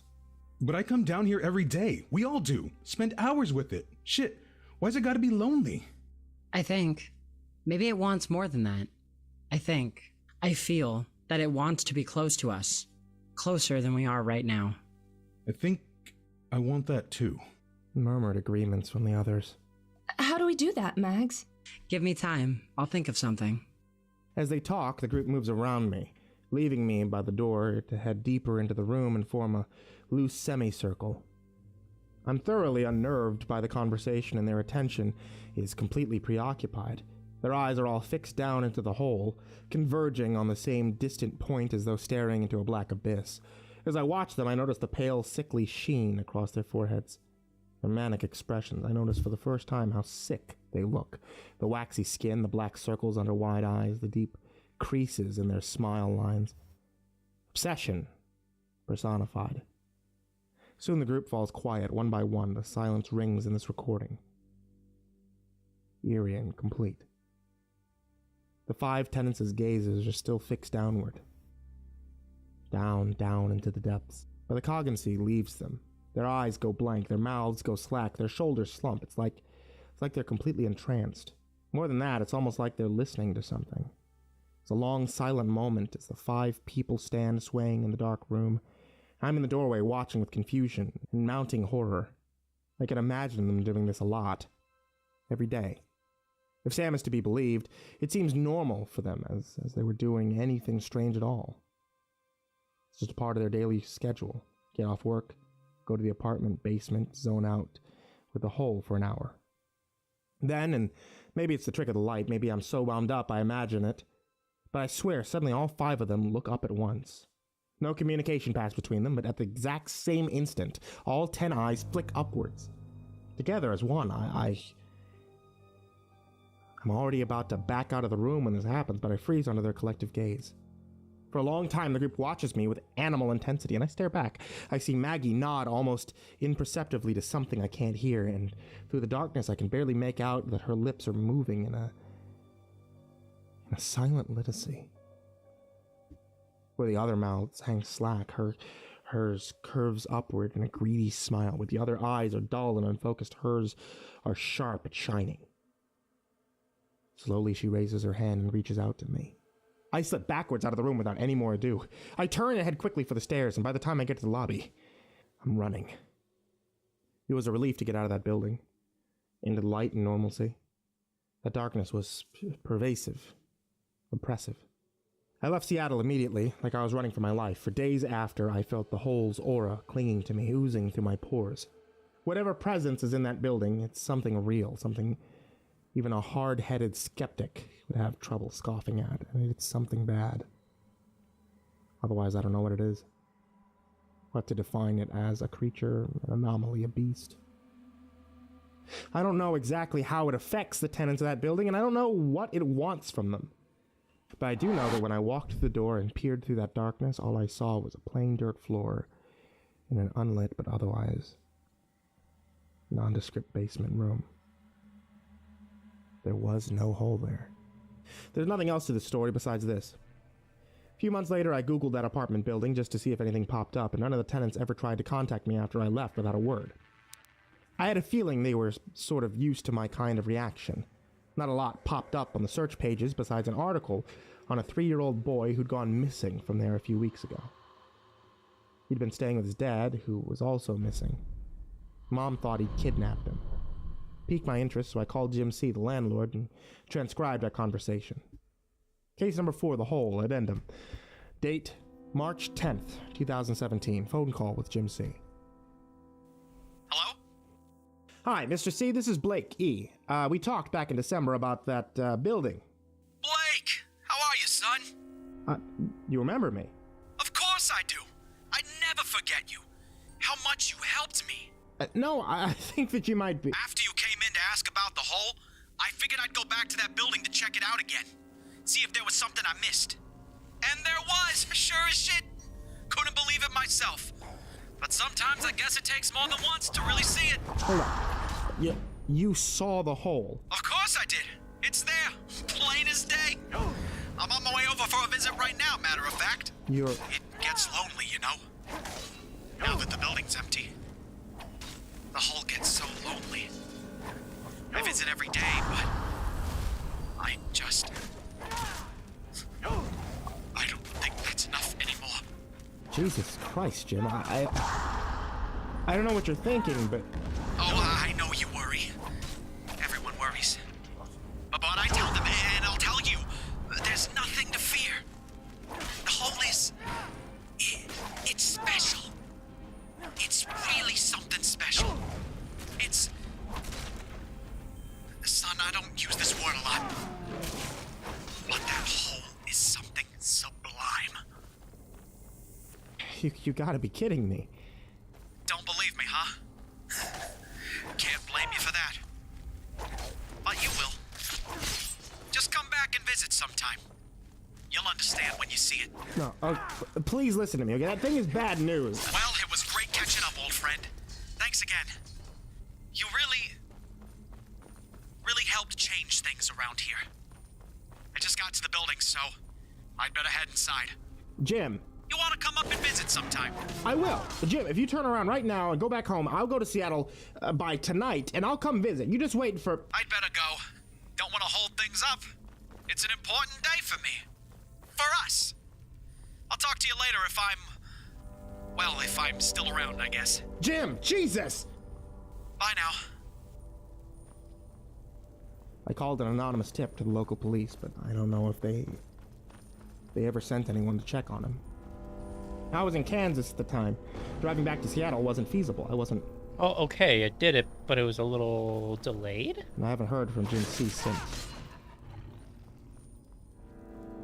That night I started looking up the tenants I knew by name. News sites, social media, whatever. Sam D., Margaret M., Natalie W. Missing, missing, missing. Happened 2 months after my visit, apparently. Some kind of mass exodus. But I have to wonder, if there's no hole there, then where do they go? But there aren't any answers. There's not answers I'm willing to learn, because you only understand when you see it. And I think by that point, it's already too late. That's it for now. I have more cases, though. A lot more. And I'll be posting again, soon. To be continued.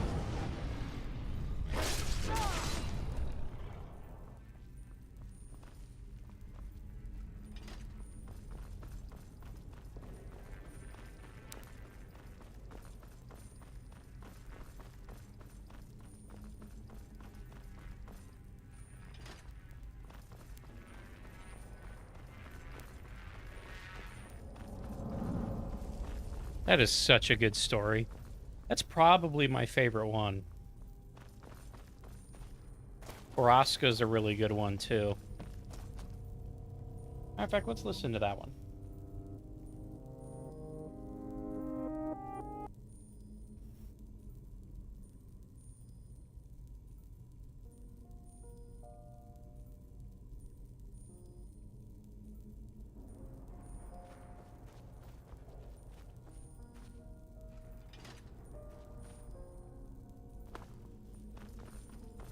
It's a long story, but one you've never heard before. This story is about a place that dwells on the mountain, a place where bad things happen. And you may think you know about the bad things. You may decide you have it all figured out, but you don't. Because the truth is worse than monsters or men. At first, I was upset when they told me we were moving to some little town out in the Ozarks. I remember staring at my dinner plate while I listened to my sister throw a temper tantrum unbefitting of a 14-year-old honor student. She cried, she pleaded, and then she cursed at my parents. She threw a bowl at my dad and told him it was all his fault. Mom told Whitney to calm down. But she stormed off, slamming every door in the house on the way to her room. I secretly blamed my dad as well. I heard the whispers too.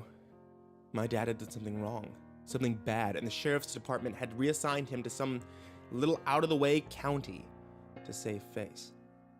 My parents didn't want me to know that, but I did. I was 9, so it didn't take me too long to warm up to the idea of a change. It was like an adventure. New house, new school, new friends. Whitney, of course, felt the opposite.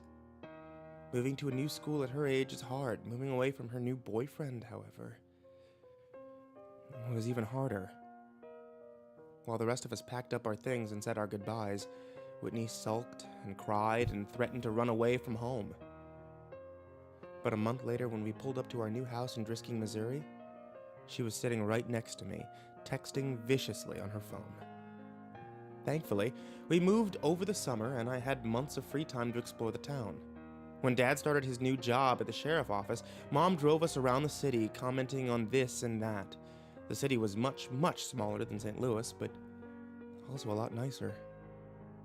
There was no bad areas, and the entire town looked like something that you'd see on a postcard. Drisking was built in a mountain valley, surrounded by healthy forest land, with walking trails and crystal clear lakes. I was 9. It was summer, and this was in heaven. We'd only been living in Drisking a week or so when our new next-door neighbor came to introduce themselves. Mr. and Mrs. Landy, and their 10-year-old son Kyle. While our parents talked and drank mimosas, I watched the Landys' lanky, red-headed son hang out in the doorway, shyly eyeing the PS2 in the living room. Do you play? I asked. He shrugged. Not really. Do you wanna? I just got Tekken 4. Kyle glanced at his mom, who had just been handed her third mimosa. Yeah, sure. And that afternoon, with the ease and simplicity of our age, Kyle and I became best friends. We spent that cool summer morning outside exploring the Ozarks and the hot afternoons in my living room playing the PS2. He introduced me to the only other kid in the neighborhood our age, a skinny, quiet girl named Kimber DeStaro. She was shy, but friendly, and always up for anything. Kimber kept up with us so well that she quickly became the third wheel to our tricycle. With my dad at work all the time, my mom consumed with her new friendships, and my sister locked in her room all day, the summer was ours to take, and take it we did. Kyle and Kimber showed me where all the best hiking trails were, which lakes were the best, and most accessible by bike, and where the best stores were in town. By the time the first day of school rolled around in September, I knew I was home.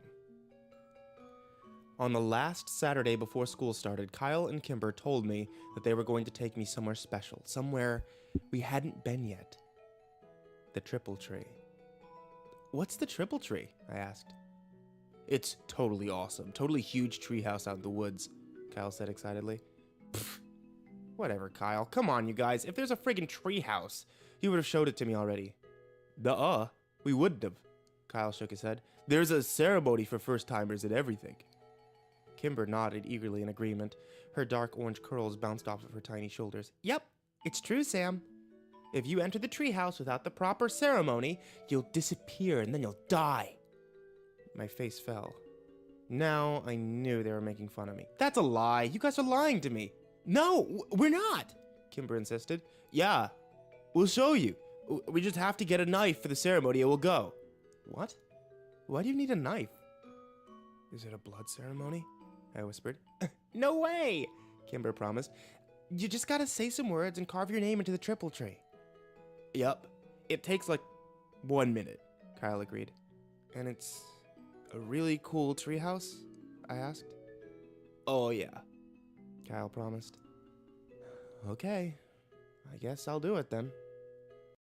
Kyle insisted on using the same knife he used during his own ceremony, but we paid a price to get it. Mrs. Landy just happened to be home with her youngest son, Parker, and despite Kyle's many objections, his mother insisted that he take his 6-year-old brother with him. Mom, we're going to the treehouse. It's only for older kids. Parker can't go. I don't care if you're going to see an Exorcist movie marathon. You're taking your brother with you. I need a break, Kyle. Can't you understand that? And I'm sure your friends won't mind. She flashed Kimber and me a challenging look. Right? No, not at all, Kimber said, and I nodded in agreement. Kyle made a loud, dramatic sigh and called his brother. Parker, put on your shoes. We're leaving now. I met the youngest Landy several times before and found that he was unlike his older brother in looks and in disposition. Where Kyle was a wild, excitable fireball with hair to match, I found Parker to be an anxious, fidgety boy with small eyes and dark brown hair. We got on our bikes and made our way to a lesser-known hiking trail a few miles away. I'd asked before where the trail led when we'd ridden across it several weeks before, and Kyle had given me the underwhelming answer of nowhere interesting. We pulled up to the trailhead and leaned our bikes against the wooden signpost which read, West Rim Prescott Ore Trail. Why are so many trails around here named Prescott? Is this Prescott Mountain or something? Kimber laughed. No, dummy, it's because of the Prescotts. You know, the family that lives in the mansion up on Fairmont? Mr. Prescott and his son Jimmy, who own like half the businesses in town? More than half, Kyle agreed. Which ones? Does he own the GameStop? The only store in Drisking I really cared about. I don't know about that one. Kyle wound a lock around the 4 bikes and clicked the bar into place, then spun the numbers on the dial. But like the hardware store, the pharmacy, Glitton's on 2nd, and the newspaper. Did they start this town? I asked. The mining started the town. I think they... I want to go home. Parker had been so quiet I completely forgot that he was there. You can't go home, Kyle rolled his eyes. Bob said I have to bring you. Now come on, it's only a 2-mile walk. I want to take my bike, Parker answered. Too bad, we're going off the trail. I don't want to go. I'll stay with the bikes. Don't be such a wussy. I'm not! Kyle, be nice, Kimber hissed. He's only 5. I'm 6, Parker objected. I'm sorry, 6. You're 6, Kimber smiled at him. All right, fine. He can hold your hand if he wants. But he's coming. Kyle turned and started up the trail. Parker's face fell into an undignified frown, but when the charming Kimber stuck her hand out and wiggled her fingers at him, he took it. Kyle was right. It wasn't a long walk, only a half a mile down the road, then another half-mile hike on the well-tread path up the mountain. It was a steep climb, though, and by the time we got to the treehouse, I was winded. So, what do you think? Kyle asked excitedly. I studied the tree as I caught my breath. It's pretty awesome, I smiled. It was. They hadn't lied. The treehouse was the biggest I'd ever seen. It had multiple rooms, and there was actually curtains in the windows. A sign above the door said, Ambercott Fort, and a rope ladder hung below the threshold, missing several planks. I'm going up first, yelled Parker, but Kimber caught his arm. You have to do the ceremony first or you'll disappear, she reminded him. That'd be fine with me, Kyle grumbled. I was eager to get into the fort myself. Give me the knife, I held up my hand. Kyle smiled and dug the switchblade out of his pocket. There's some space in the back to carve your name. I opened up the knife and walked around the tree looking for an empty spot. There were so many names on the tree that I had to crouch down and look near the bottom since I couldn't reach any higher.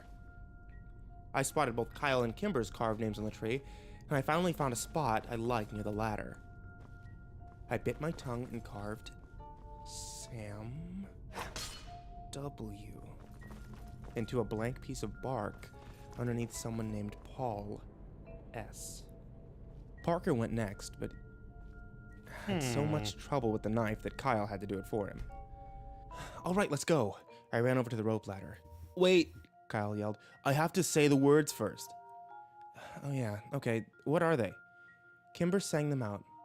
Underneath the triple tree, there is a man who waits for me, and should I go or should I stay, my fate's the same. Either way. That's creepy, I said. What does it mean? Kimber shrugged.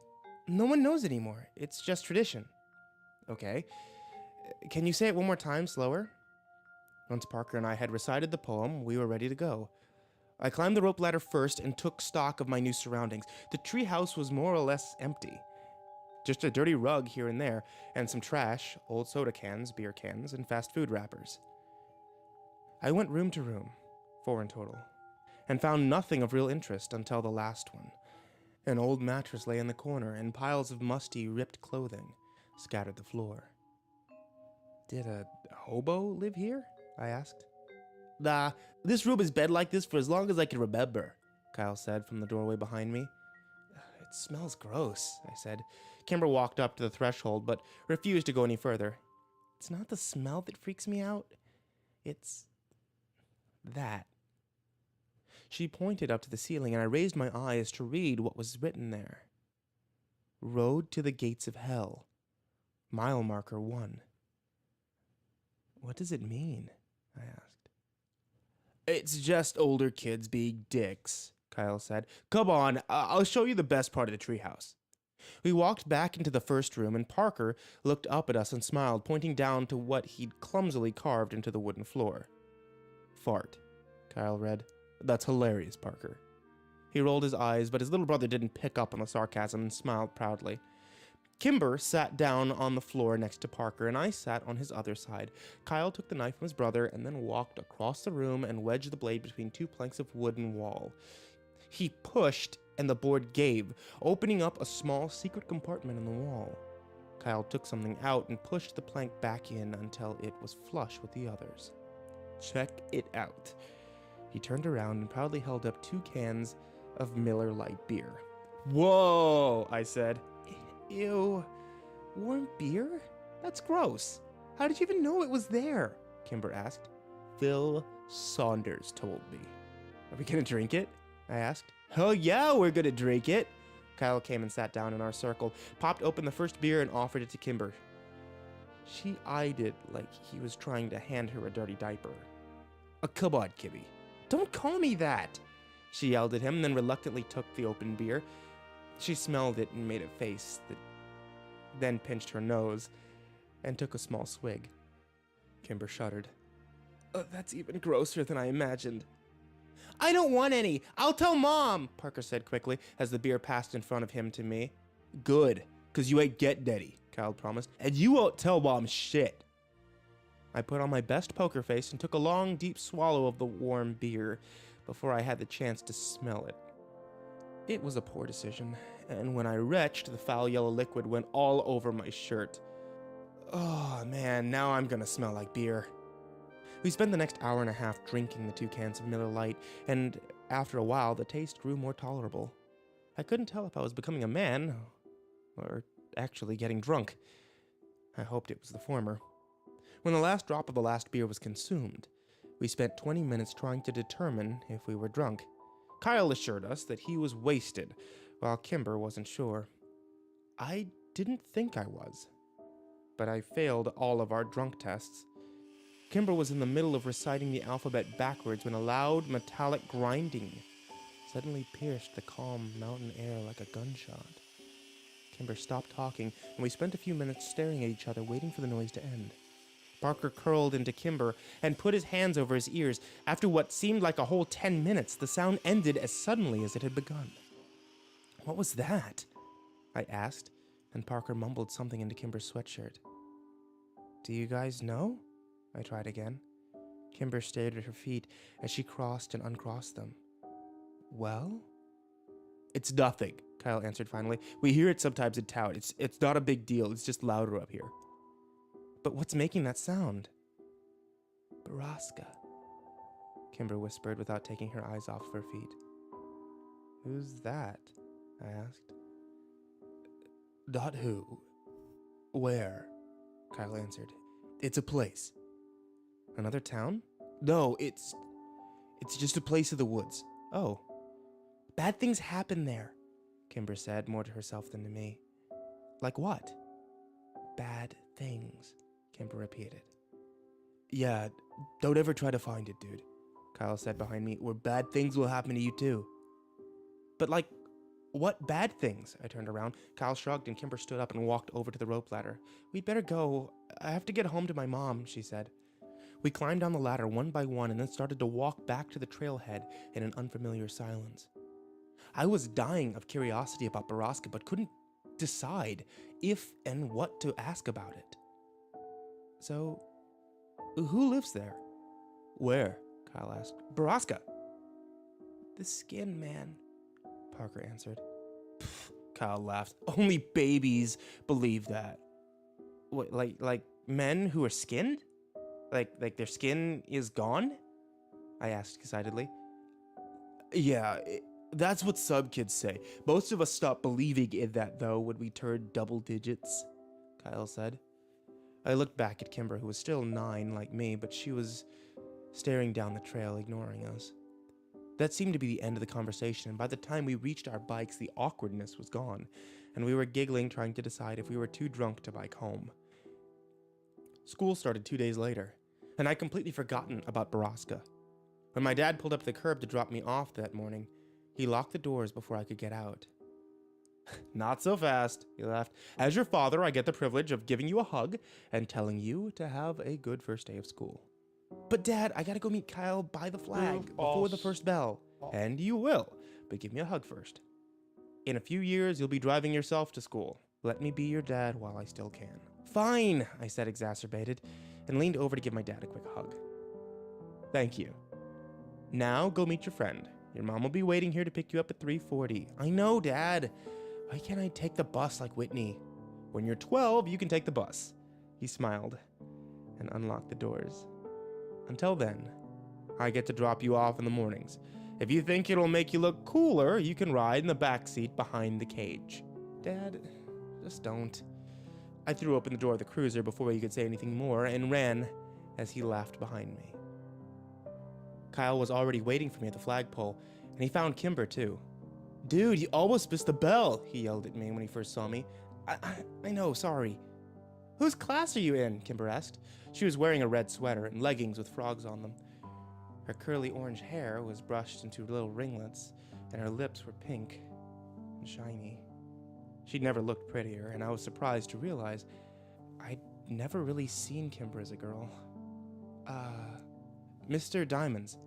Me too, she said cheerfully. Lucky, Kyle scoffed. I'm with Mrs. Verdi. Only 2 fourth-grade teachers, and I get the crappy one. Kimber grimaced. Yeah, my mom had her when she was a kid. What's wrong with her? What did she say? Just that she's strict and gives out homework on the weekends. On the weekends? Fuck! Excuse me, Mr. Landy. I immediately recognized the tall man that had suddenly appeared behind the white-faced Kyle. Sorry, sir. I meant Dag. Kimber giggled. I'm sure you did. He nodded. Hi, Sheriff Clary. Even though I'd only met him a few times, I liked my dad's boss, and he liked me. Oh, hello, Sammy. Are you excited for your first day? Sheriff Clary crossed his arms in front of him and widened his stance imposingly, but gave me a wide smile. Yes, sir, I said, and then added lamely, what are you doing here? I'm giving a presentation to the 5th and 6th graders about safety when walking to and from school. Yeah, he gives it every year, Kyle muttered. Cool, I smiled. Sheriff Clary nodded at me and then turned and walked away. I looked around, confused. Where's Kimber? She took off. She's annoyingly on time to everything. And as if to illustrate his point, the bell rang. We both ran up the stairs and inside. I walked into class and saw Kimber had saved me a spot next to her at the back.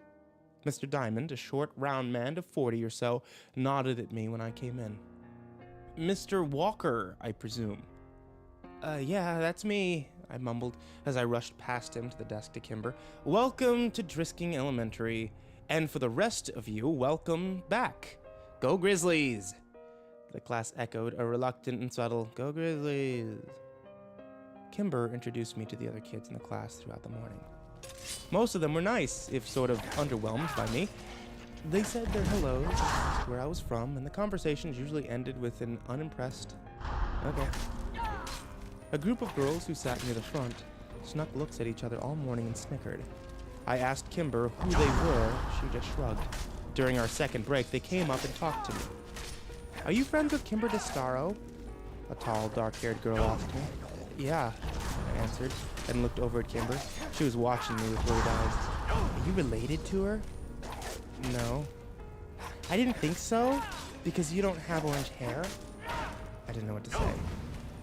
You don't have to be friends with her, you know, said the second girl with the oddly round face. I want to be friends with her. The third girl behind the other two snorted. She had pretty auburn hair and a rude up her nose. Well, if you do, you're going to be in the ugly kid group, the first girl warned. And once you're in that group, you can't leave it. Ever.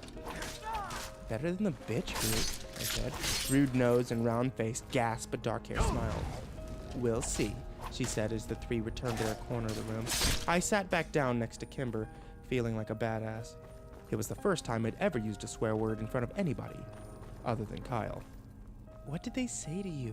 Kimber asked nervously. They said that you're too pretty to be near them and that you would make them look gross. So we have to stay away from them. Liar, Kimber answered. But I could tell she was smiling. We met Kyle in the cafeteria at lunch, and he had nothing but bad things to say about his morning. Mrs. Verdi was old and mean, and she made everyone come up and say something about themselves, even though the class only had 14 kids, and they all knew each other.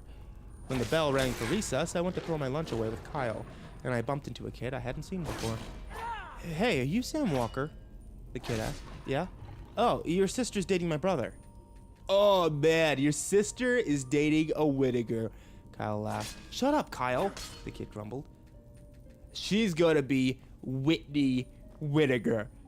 As funny as it was, I couldn't help but be a little surprised. Not that I hadn't been paying attention, but I'd only seen Whitney out of her room once over the summer. Where did she meet him? I asked the Whittaker kid. I don't know, probably at his job. His job? Where? He works at Drisking Water.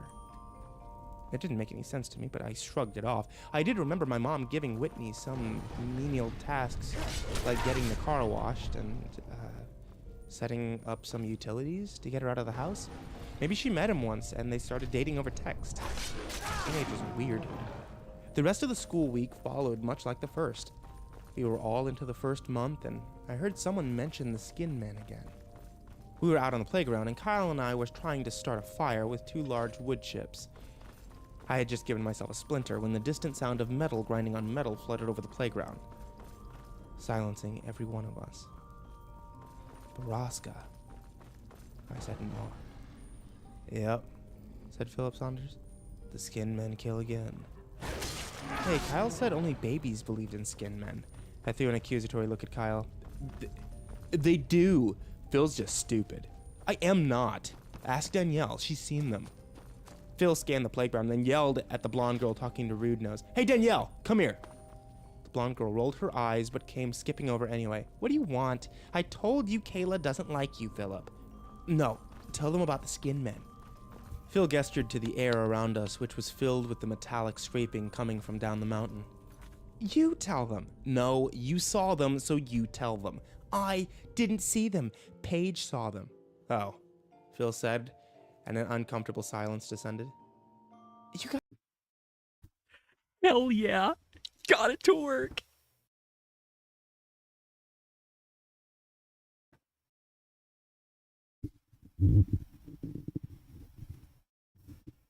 Ah, It's exciting. okay.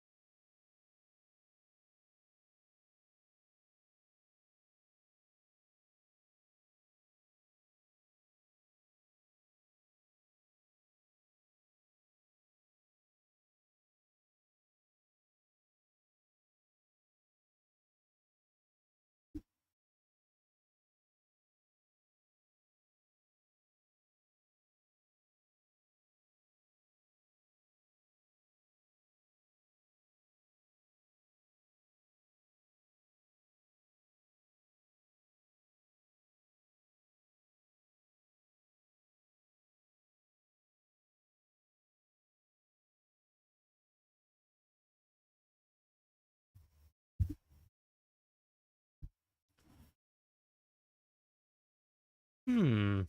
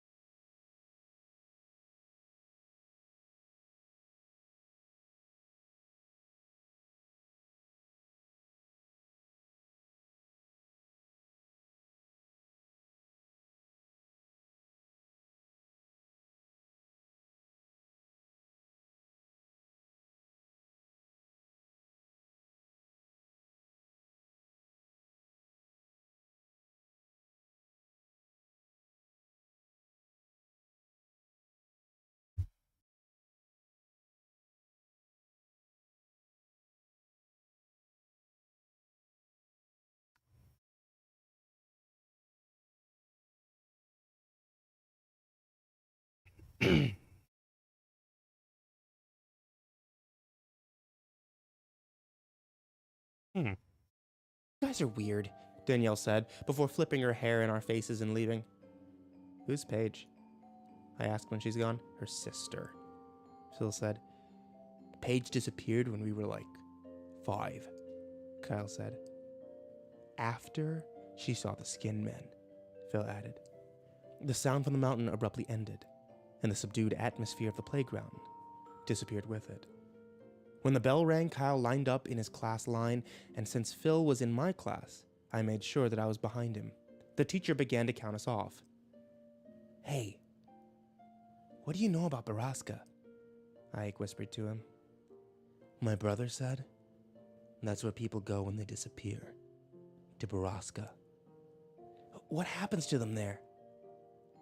Bad things, he said, and then shushed me when I asked him what that meant. The year dragged on, and it wasn't until Christmas break that I heard the machine at Baraska again. It was December, and there was a thick blanket of snow on the ground, which only served to amplify the noise from the mountain. I sat in my room listening to it for a few minutes, trying to decide what was happening in the place that bad things happen. I saw my dad's cruiser pull up out the window and went down the stairs to greet him. As I passed my sister's door, I heard her giggling in that annoying teenager girl kind of way, and I cringed. I hoped Kimber never got like that. Dad! I skidded on the ground just as he opened the door. My dad stomped the snow off his boots and threw open his arms. Sammy! How many years has it been? He joked. It was true. I hadn't seen much of my dad lately since he was working so much. Doing what?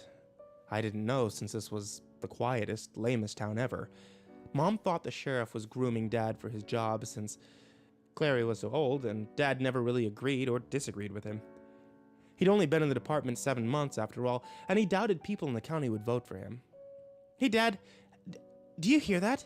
That, machine-sounding noise? Yep. I hear it in town every now and then. Do you know what it is? I asked the sheriff about it, and he told me that the noise comes from private property up in the Ozarks. Is the property called Baraska? I asked quickly. I have no idea. Baraska? Where'd you hear that? I shrugged. Kids at school. Well, it's nothing to worry about, Sammy. Probably just some logging equipment. But is the place called Baraska? Have you heard that name before? No, I have not heard that before. Dad pulled his boots off and shrugged off his coat, looking towards the kitchen. I could tell I was losing him. Have you ever heard of the Skinned Men? I asked quickly. Skinned Men? Good God, Sam, is your sister telling you all these stories? No. But he wasn't listening to me anymore. Whitney! He yelled up the stairs. No, Dad, Whitney doesn't even talk to me, I repeated. I heard the door creak open upstairs, and Whitney peered out over the railing, phone in hand, and an annoyed look on her face. Are you trying to scare your brother? Dad demanded. Dad, no, I said again. Whitney shot me a betrayed look. Ugh, seriously? As if I'd waste my time. You aren't telling him stories about skin men? No, Dad, I told you. I heard it at school, I said. Whitney gestured at me as if to say, see? All right, well, you kids need to start getting along. Your family, for Christ's sake. Whitney rolled her eyes, and when Dad walked into the kitchen, she stuck her tongue out at me. Real mature, Whitney, I yelled up, but she was already gone. I'll tell Dad about your boyfriend. Christmas came and went with surprising smoothness at our house. Whitney and I got everything that we had on our list, which was a first for us. The town may be smaller, but Dad's paychecks were clearly better. I wore my new Rams parka on the first day back to school after Christmas break. Kyle fawned over it, and Kimber showed off the blue pearl necklace her mom had gotten her for Christmas. Kyle and I feigned interest, but did it poorly. Kimber knew, but just seemed happy that we cared enough to fake it. As we said goodbye to Kyle for the morning, Kimber was suddenly slammed from the side. Kyle caught her before she fell, and I spun around angrily to see dark-haired girl, whose name I learned was Phoebe Dranger, laughing and walking away from us with round-faced girl. You're bad people who make poor life choices, Kyle yelled at them. When I'm your boss someday, I'll make you clean bathrooms. Yeah, and if Kyle's your boss, you know you messed up, I added. Kyle and I high-fived and turned to Kimber, but she wasn't sharing our victory. She was trying to hide the tears on her face. Look, don't sweat those girls, Kimber. Nobody likes them. People are just nice to them because they're related to the Prescotts. Kyle tried to give her an awkward pat on the back, but Kimber turned away from him and ran in the opposite direction. I hate those girls. I really hate them, I said. I know, they're bitches, Kyle answered, mouthing the last word as he looked over his shoulder for any lurking adults. I'd better get to class and make sure she doesn't try and talk to her again. There's an assembly this morning, no class until after lunch. Seriously? That's awesome. Do we have to sit by class? Not usually, but we better get there quick so that we get seats at the back, Kyle said as we started walking. What's the assembly for? I asked. It's either DARE or the History Society presentation. What's DARE? You know, DARE. As in, don't you dare do drugs or you're grounded until you're dead. Oh, I hope it's the history thing then. We found Kimber already in the auditorium. She'd collected herself and saved us both seats at the back of the room. She waved us over, just as the puffy, stern Mrs. Verdi walked onto the stage. Hello, 4th grade students. This morning we have a special presentation for you from the Historic Preservation Society of Drisking. If you have questions during the course of the lecture, please raise your hand. Like that'll happen, Kyle laughed. Now I'd like to introduce you to Mr. Wyatt Dowding, Miss Catherine Scanlon, and of course, Mr. James Prescott. What? Jimmy Prescott and not his dad? That's so weird, Kimber whispered. Dude, Thomas Prescott has done this presentation like every year for like 20 years, Kyle said. It's definitely weird. It's not weird, whispered Mike Sutton from behind us. He leaned forward. Tom Prescott went crazy like a year ago. He didn't do the presentation last year and my sister was here either. I don't like Jimmy Prescott. Kimber shook her head. He gives me the heebie-jeebies. His dad is so much nicer. He's like a grandpa. The presentation went slow and boring. Mr. Dowding and Miss Scanlon talked about the first settlers here, the Cherokee, and the Trail of Tears. They talked about Alexander Drisking's discovery of a motherlode of ore in the mountains and settling here with his family to mine and refine the iron. Then James Prescott took the stage from there to tell the story of his family's early journey to the town and their role in revitalizing of Drisking itself in the late 50s. The last part was the most interesting of it all, and I found Jimmy Prescott to be infallibly charismatic and entertaining. I was so busy laughing at his jokes and hanging on every word that by the end of his presentation, I realized I'd actually learned quite a bit. So much so that I was interested enough to ask a question, which Kyle warned was committing social suicide. Mr. Prescott scanned the room and answered a few other questions before he finally got to me in the back. Yes, you in the back. Mr. Prescott, why did the mines close? Like, what happened? I asked. Very good question, young man. What did you say your name was? Sam. Walker. I believe I met your father the other day at the sheriff's office. Welcome to Drisking. As for your questions, most of the mines were closed in 1951 after a long period of unprofitability. The mountain had simply ran out of iron ore. The mills and refineries were abandoned and the town suffered for years. The miners and their families moved away, stores went out of business, schools closed, and Drisking became a ghost town. That would have been the end of it if it weren't for stubborn families like mine who refused to leave. We refused to give up on the town, and after many, many years of hard work, Drisking became the picturesque little haven in the Ozarks that it is today. I hope that answered your question. I sat back down, and Kyle shook his head at me. Bro.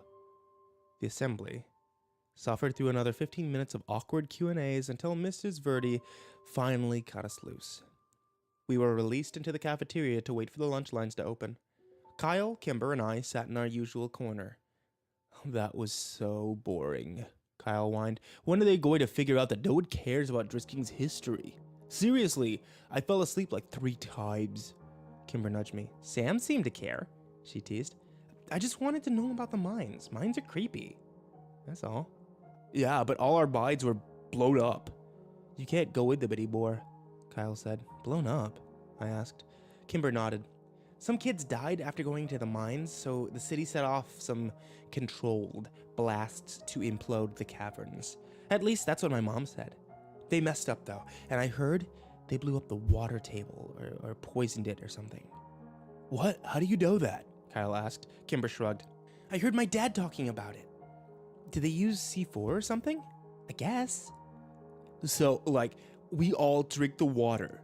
So we all have C4 in our bodies, and we could explode at any minute, Kyle said excitedly. Do you think that's what happened to all the missing people? I asked him. Just sitting there one day, and boom! Yeah, dude. Kyle grabbed my shoulder, and that's where the skid bed came from.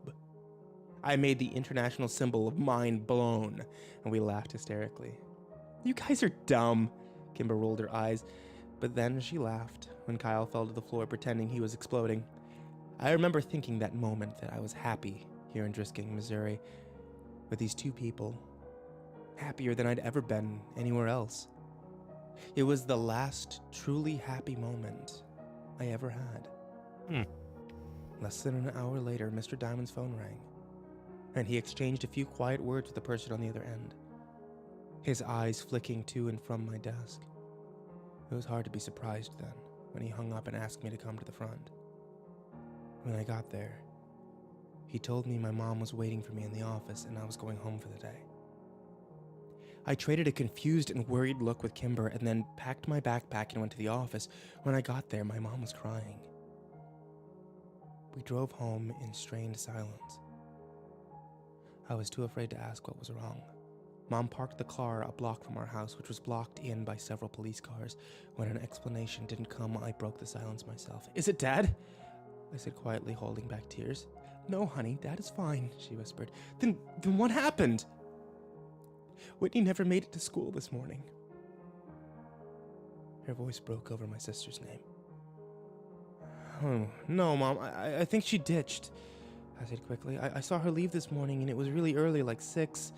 She was with her friend, Pete Whittaker, and that kid, Taylor. We know about all that, Sam, but they made it to school, and Whitney wasn't with them.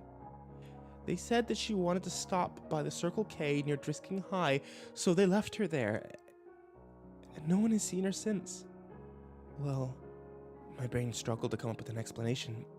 Maybe she's ditching.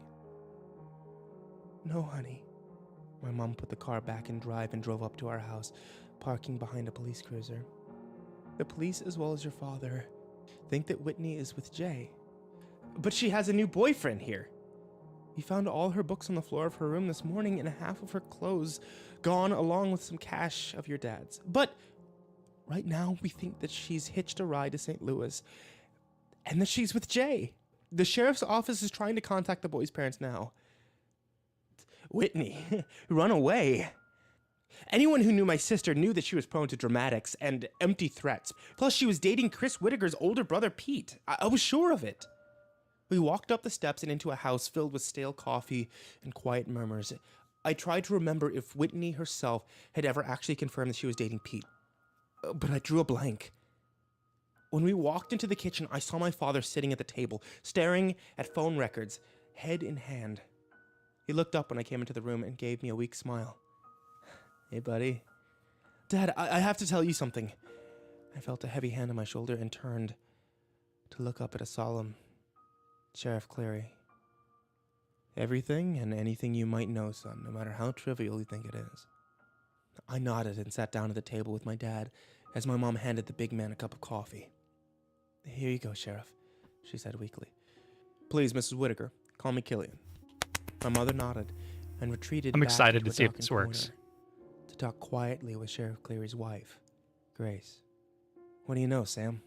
My dad asked as he rested his chin in his hand in a mock symbol of prayer, as though I may deliver him from his suffering. Part 1 of Baraska is Well, also probably one of my just- favorites. I still think I like I the heard whole Whitney better, had a but this is boyfriend. this is really that good. guy, Pete Whittaker, that she's been hanging out with, and I saw them and Taylor Dranger leave this morning before me. What time did they leave? Asked the sheriff. I don't know, like before 6? He nodded. That matches the statement of Taylor Dranger and the Whittaker boy. My father's head sunk lower into his hands, and I knew I let him down. But I rushed. I don't think that she went back to St. Louis because she was dating Pete, and I don't think that she wanted to be with her boyfriend back home anymore. I understand that, son, but a teenage girl's mind is a complicated thing. My officers are trying to get a hold of the boyfriend's family back in St. Louis. Cleary nodded to my father. Now, why don't you head up to your room and let us work, Samuel? I looked up at him in surprise. What? No, I want to stay down here. I can help. No, son.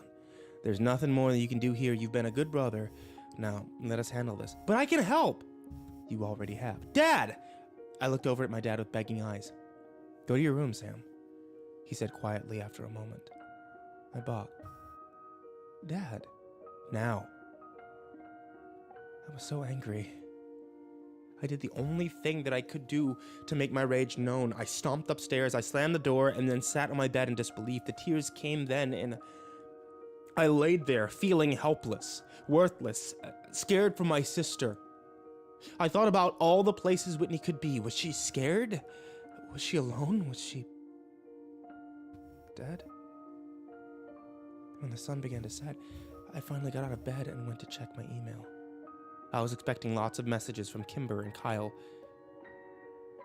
but there was only one. Did she go to the treehouse?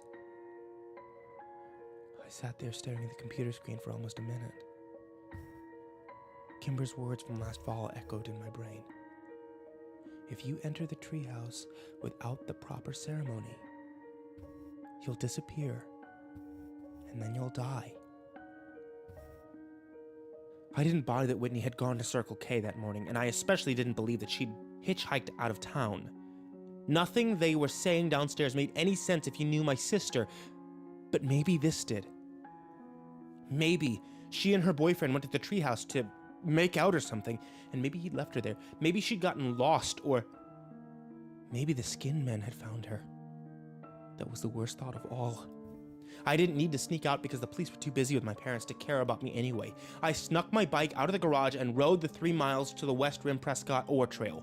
When I got there, I saw 2 bikes already locked to the signpost, and my 2 best friends sitting in the snow next to them.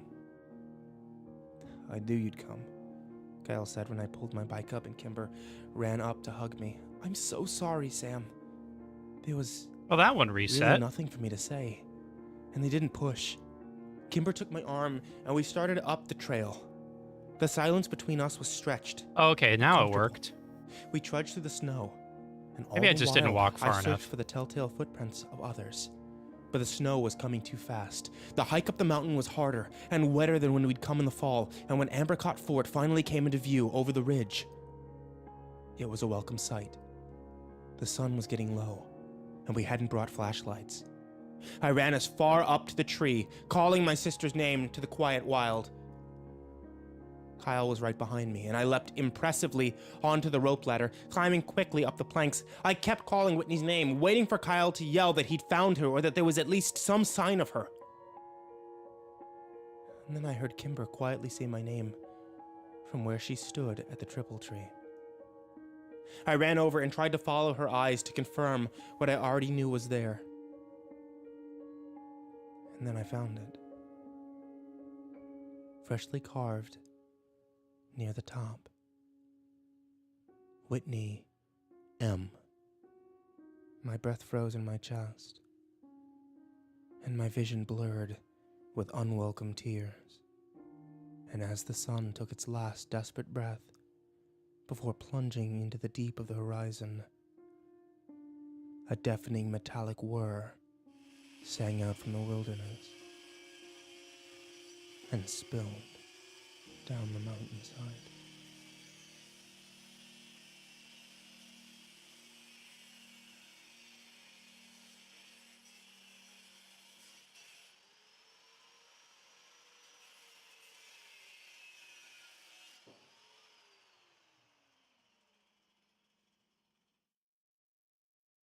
That's pretty cool.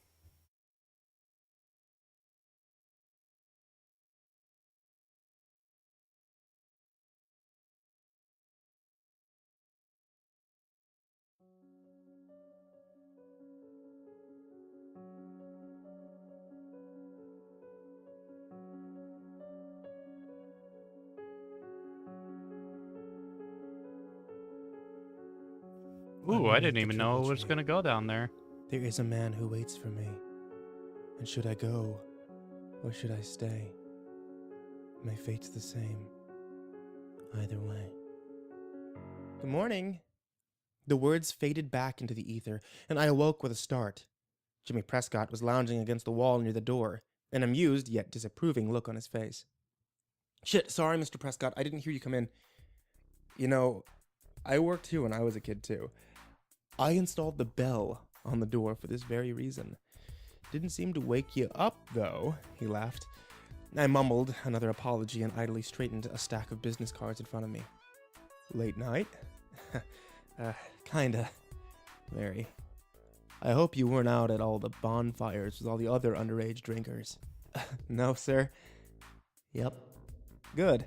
Anyway, I'm just here for my lunch. I'll take a Parmesan chicken with avocado and rye. Yes, sir. Happy that the conversation was over, I walked over to the sandwich counter and unwound the twisty tie from the rye bread. Jimmy Prescott stepped back from the counter and idly studied the picture on the wall. Though he'd seen them 1,000 times before, more of the photos were of the Prescott family, taken over the last century. I'd always thought it odd decor, but then the shop was named after them after all. Is Mira here? Prescott asked as I wrapped up his sandwich. She's in the back. Ah, I thought she'd still be in St. Louis. Well, when you're finished, would you mind getting her for me? Shit. Yes, sir. I handed him his sandwich and went to the back to find Mira. She was in the office, furiously punching the keys on her accounting calculator. Mira, Jimmy Prescott is out front. He wants to talk to you. She turned and gave me a dubious look. Did he say what about? I shook my head. Okay, she sighed. You can go home for the day, Sam. But, are you sure? I still had 3 hours on the clock. He's the only customer we've had since we opened. Don't worry. I'll pay you for the whole day, kiddo. Thanks, Mira. Good luck, I guess. I gave her a sympathetic shrug, and she patted my arm. I didn't know how she did it. Mira was perhaps the most burdened and stressed out woman in all of Drisking, but she never failed to be unbelievably kind. There was a hopelessness about her, a sadness that she hid very well. I left the store out the back door so I wouldn't have to see Jimmy Prescott again. His weird yellowed amber eyes always set me on edge. Not to mention, he was a total tool. I hopped in my car and texted Kyle that I was off work. He answered immediately and told me to come meet him. I happily whipped my apron off over my head and threw the car into reverse. Crystal Lake was my favorite place in all of Driskin. I had to park almost a mile away since the lake was so packed. I eventually found Kyle and Kimber sitting on a rock that jutted out over the beach. Kimber was sunbathing in a blue floral bikini, and Kyle was wearing his no one can tell where my eyes are looking sunglasses. What'd I miss? I asked, sitting next to Kimber. Not much, she answered, stretching and sitting up. Just more beer. She dug into the cooler behind her and tried to hand me a blue moon. Ugh, no, I waved my hand away. Got any Excedrin? Oh no, Kimber gave her I'm sorry pout. Okay then, I'll just take those sunglasses. I held out my hand to Kyle, who looked back at it in horror. What? No, fuck off. Oh, come on, Kyle, give him your sunglasses. Sam didn't get to sleep off his hangover like we did. I smiled at Kyle, and he tightened his lips. They both knew exactly what I was doing. Kimber stroked Kyle's arm in encouragement. Please, she asked. Fine, he said, and shoved his blue blockers at me. I put them on and sat back, turning my head to watch the girls on the beach below. Phoebe Dranger, dark-haired girl, was there lying on a towel next to Roundface and giggling. It still seemed unnatural to me to see the two of them without Rude Nose. The three had been inseparable, working as fluidly together as the gears in a watch, until Christy had fallen in love with some college kid and run away. So, why'd you get out of work early anyway? Kyle asked. Prescott came in. Ew, Kimber squirmed. He totally freaks me out. He's been staring at me since, 5th grade. Next time he stares at you, let him know I'll knock him the fuck out. Kyle has always been protective over Kimber, but ever since they'd started dating, it got 10 times more unbearable. Kimber winked at him. So, what did he want, Sam?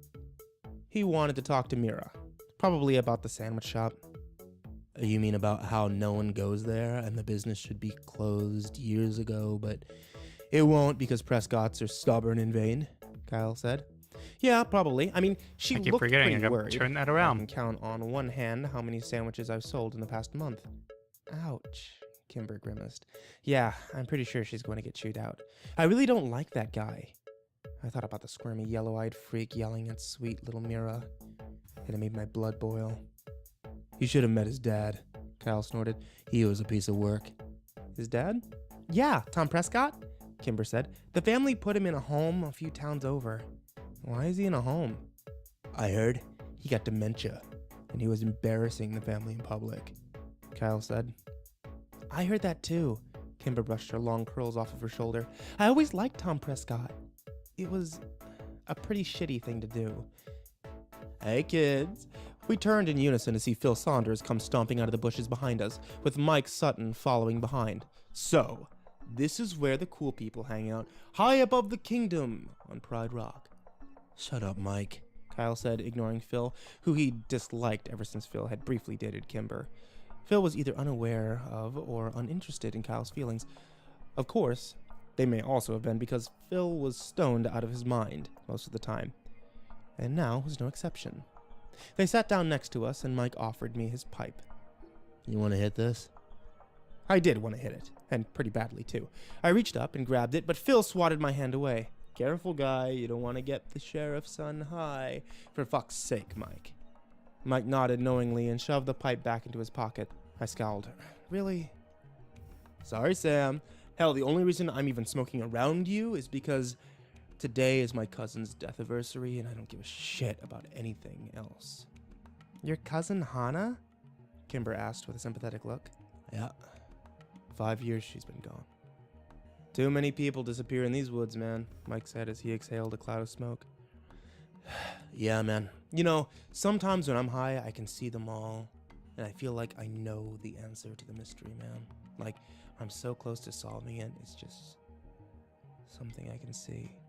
Like they're all puzzle pieces, and in my mind, I see the puzzle put together, but I can't tell what the picture is of, you know? You're fucking high, Saunders, Kyle said. We all are, man. We all are. Everyone in this town is drinking the fucking Kool-Aid. Kimber raised an eyebrow at him, but said nothing. Everyone except the dead ones. I can see what they looked like before they went to the ground, or is it the grounder? Shit, I don't know, man, Mike said to the space in front of him. Yeah, I see all those people, Hannah, Paige, Jason, Metley. Hell, I even see your sister, Walker. Sweet. Kyle, who I knew had been monitoring this conversation from mention. We have done so much today. But am I done yet?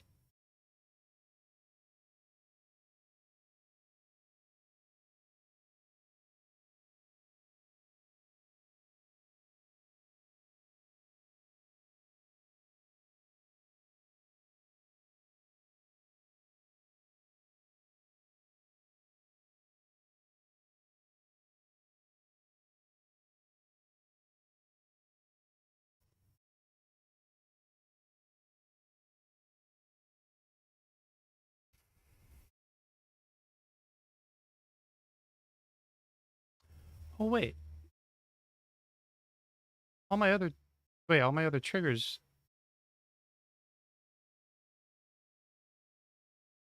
Okay. All these trigger boxes... Okay. That's what I thought. Wanted to be sure that all of them had the do once unchecked.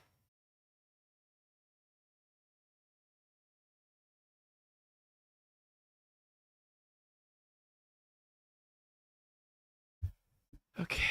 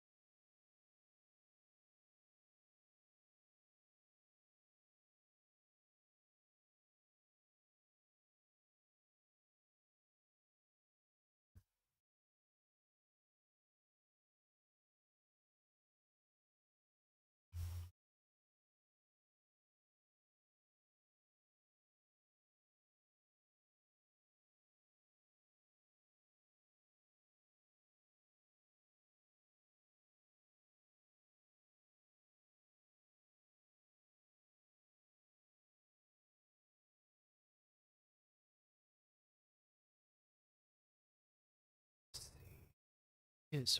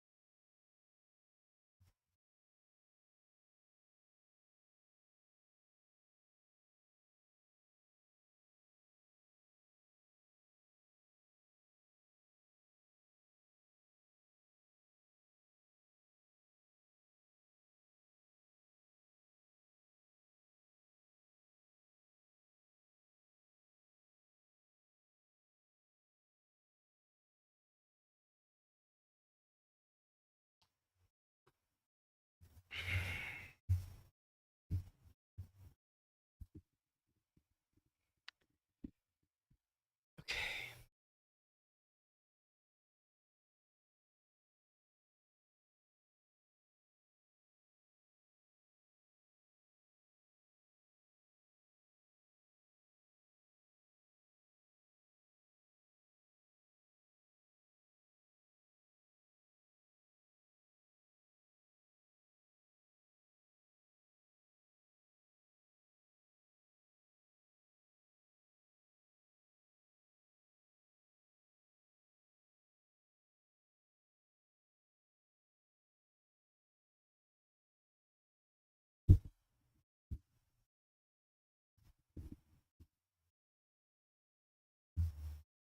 Of this very thing, sprang to his feet and opened his mouth to yell at Phil.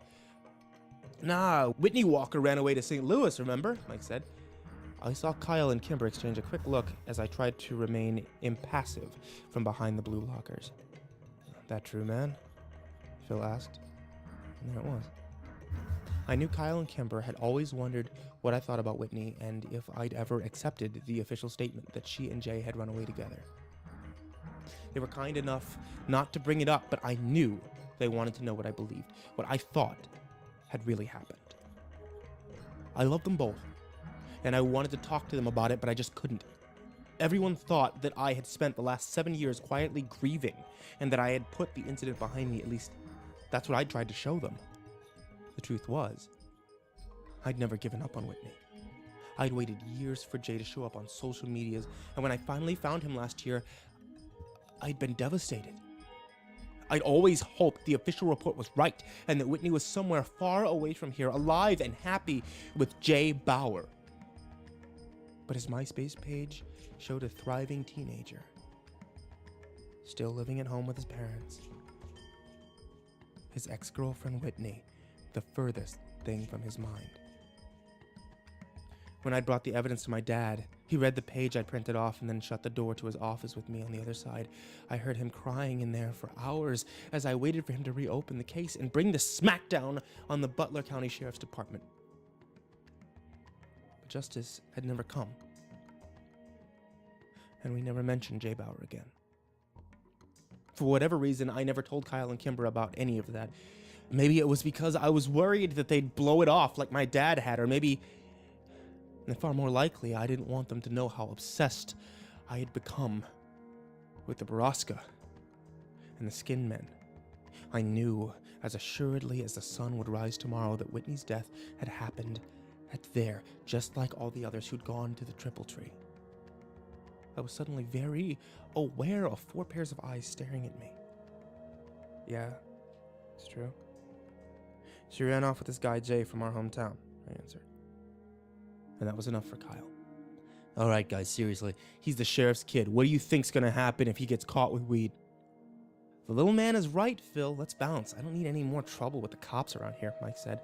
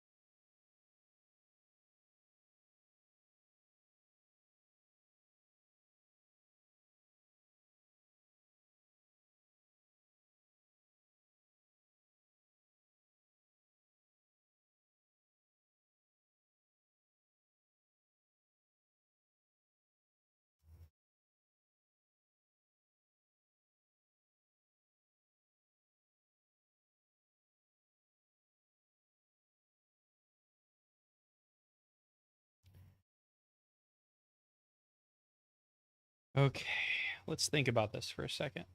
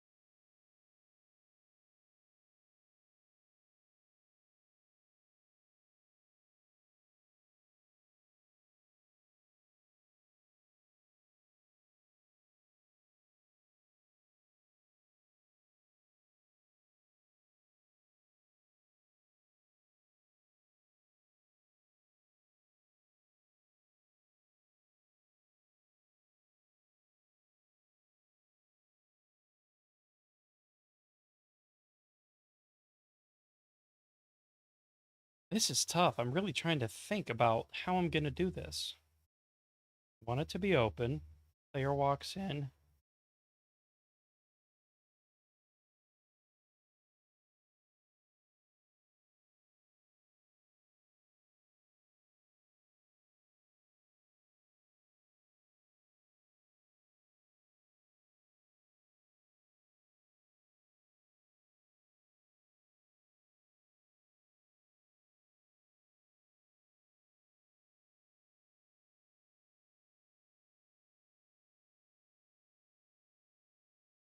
I think we need another variable.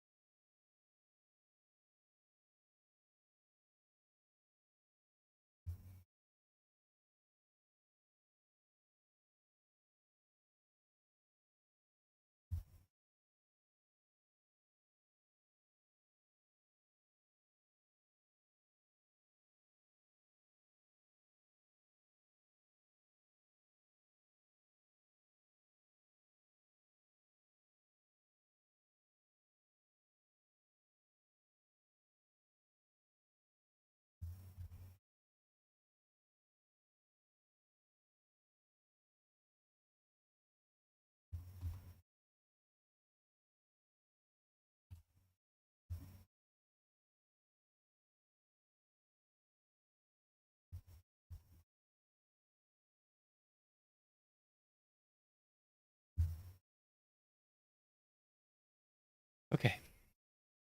So, entered is automatically set to false. So, and it'll be open. So then when the player walks in onto this trigger, it's going to go through this, it's on activate. These will be 0, so it won't do this. It'll do, oh, if entered,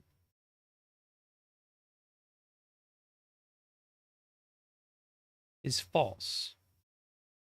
Then it will go down and then set entered to true. Now every time the player goes and uses the activator again on the other lever, these have to be true. And this will never be false again. So it just won't do anything.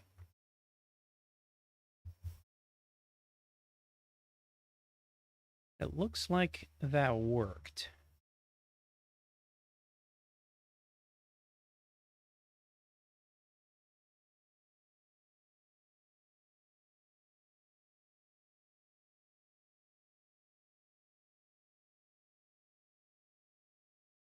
I need one last trigger.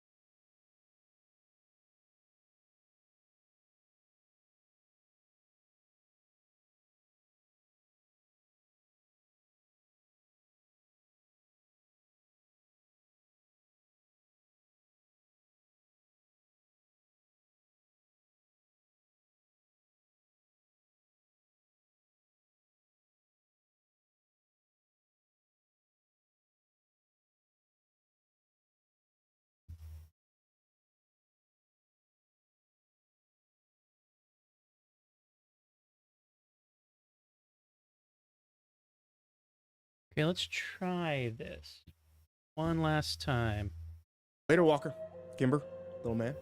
Phil stood up, brushed off his pants, and jumped from the boulder onto the sandy beach below. He sprayed sand all over a couple of freshman girls who squealed and called him an unthoughtful ass. Phil tipped his invisible hat to them and said, "Ladies, we're walking off." Mike followed him down, and as I watched them make their way down the beach, I became aware of the conversation going on behind me. "I didn't say I wanted to go. I said I had to go," Kimber said. "It's only 2 o'clock, and it's Sunday." "I know, but my parents have been fighting a lot lately. I don't want to leave my mom alone too long." I thought she was doing better. A little. But she's still depressed, Kyle. "Do you want to stay over at my place tonight?" Kimber's voice dropped to a whisper. "I don't think I'm ready for that yet." "Well, no, that's not what I meant. I'd sleep on the pullout in the basement, and you would have my room." Very awkward silence. "My parents love you, you know," he added. Kimber laughed. "I know. I just want to be there for my mom right now. But thank you, sweetie." And then the absolute disgusting sound of my best friends kissing. I would never get used to it. On that note, I'm out of here too. I stood up and gave them both a shaming look. "Oh, come on, Sam, don't be jealous. We'll find you a girlfriend someday," Kyle joked. "I really don't need your help with that," I muttered, glancing down the beach to where Emmeline Adler was sunbathing. "I'll see you guys tomorrow." "Last week of school!" Kimber yelled at my retreating back. Thank God. Tomorrow was the last Monday of the school year, and while I should have been thankful my sophomore year was ending, I wasn't. The summer meant no distractions, more time to think, and even more hours of boredom at Prescott Artisan Sandwiches. But I wasn't looking forward to tomorrow for another reason. Besides it being Monday, it was also sophomore ditch day. My dad had caught on to that several weeks ago and warned me to set a good example and go to school that day. Sometimes I really hated being the son of a cop. Kimber and Kyle were sympathetic and had offered to share in my misery. I had, of course, said yes, much to Kyle's sadness. As I'd expected, my dad was waiting for me when I got home. We shared a brief, strained conversation about our respective days. Then he finally got to it. "Hey, remember, Sammy, we're cracking down on truancy this year. I want to see you in school tomorrow." "Yeah, I got it, Dad. And I hope I Oh won't have to no, write a ticket to I'm Kyle either." stuck. I sighed. "It's just a tradition. Even the teachers sort of encourage it. On Friday they said, I don't care what they said, Sam. Besides the fact that I'm the sheriff, I'm also your father and I want my son in school." I laughed and shook my head. What a joke. "I can't control what Kyle does. Fair enough. But you can control what you do." Hey, it won't work. I said That's nothing. good. That's good. And Dad sighed. "It's almost over, Sam. Just get through these last 5 days and you could be done with school for a few months." "Fine." I walked out of the kitchen and rudely ended the conversation. I climbed the stairs and passed by Whitney's door on the way to my room. The light was on, and silence was behind it. I knew my mother was in there. She was always in there, doing God knows what. I walked to my own room, shut the door behind me, and locked it. The next day at school ended up being more embarrassing than anything else.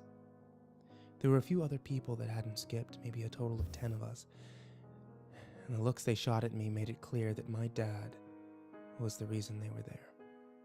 Kimber, great friend that she was, happily went to her classes like it was a normal day. Kyle attended all of my classes with me. The teachers, who had been looking forward to an easy day, couldn't have cared less. Just before lunch, an officer came around to all the classrooms and asked for copies of the attendance sheets. Dad really wasn't kidding about cracking down this year. I was going to get shit from people all summer. At lunch, Okay. Kyle and I went out to my car to smoke. Usually we were hidden by dozens of large pickup trucks, but today we were out in the Okay. open and vulnerable. Yeah. I moved the car back to a shady corner of the parking lot, and Kyle pulled out his bowl. "Did you text Kimber?" I asked him while he hit it. "Yeah," he said through tight lips as he let the smoke sit in his lungs and then blew it out all over my dashboard. "She went home around 4th period. She said her mom called her and she was going home to take care of her. I don't know, man. Doesn't her mom hate you? I asked, taking my turn of the bowl. Yeah, I mean, that's a fairly new development ever since Kimber and I started dating, but I'm pretty sure she's always hated me and just hid it before. Now that she's all depressed or whatever, she doesn't give a shit. It was hard to picture anyone hating Kyle. Why can't Kimber's dad take care of her? I don't know. I hit the pipe again. Hey, man, let's not go back today, Kyle said. You think? I asked. Yeah, I mean, you put in 4 periods, you've been a good son, and Officer Dickass has already come around and collected the attendance sheets. Dickass? Really? You're better than that, man. Officer... Ass... Dick? You're fucking baked, Kyle. Seriously, man. Let's go. I thought about it a second. Kyle was right.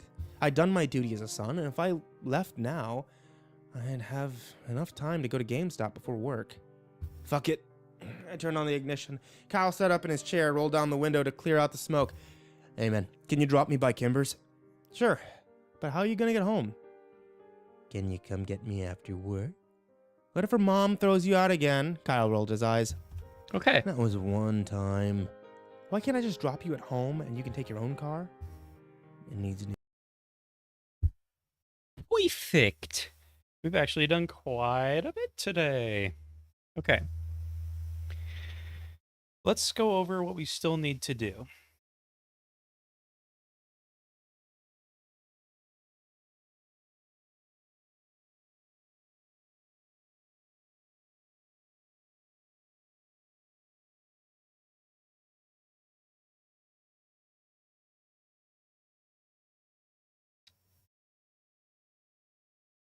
Okay.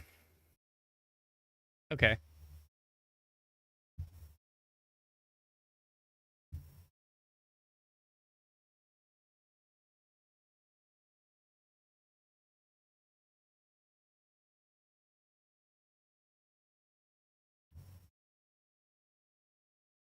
We will test this tomorrow. Well, I will.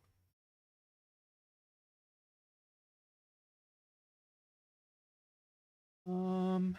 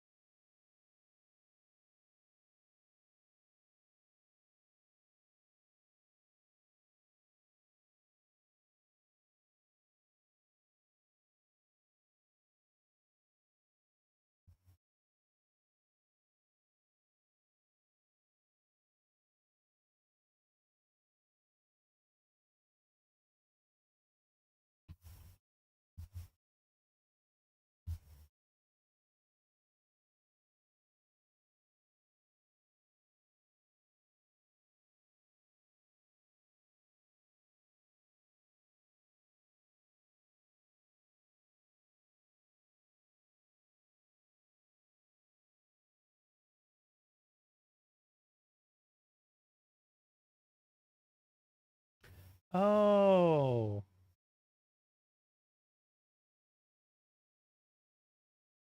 Shit.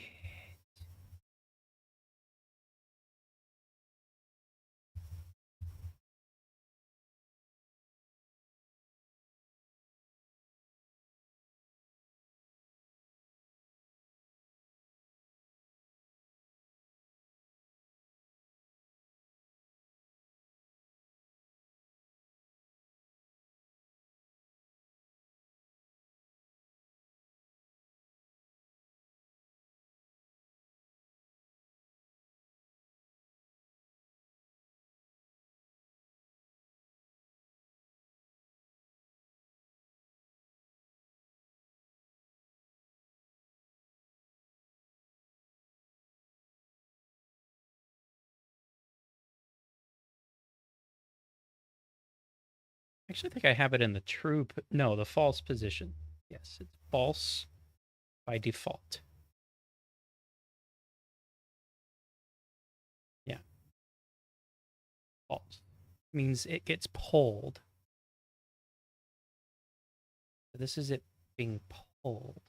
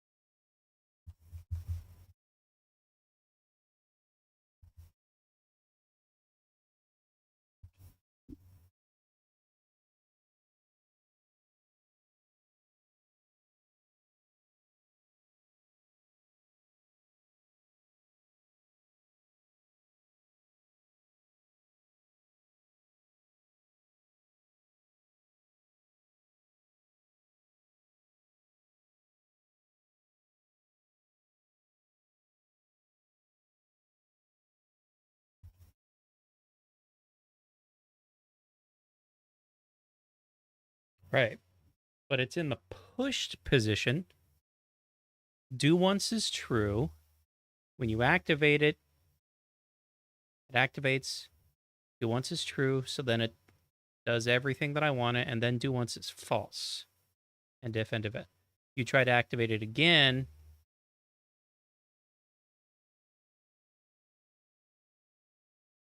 It'll do this. Else.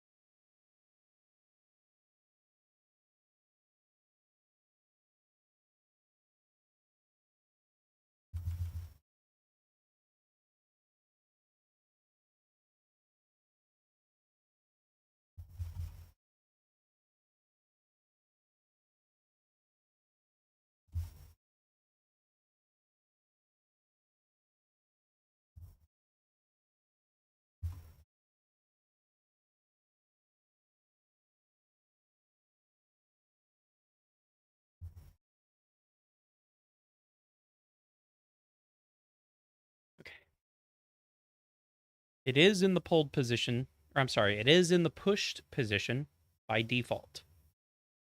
So we'll do this. Do once is true, and we need it to set do once is to false when it's done, so that it won't do anything. Although I think that'll keep activating the doors. Oh my gosh. Okay, wait. Um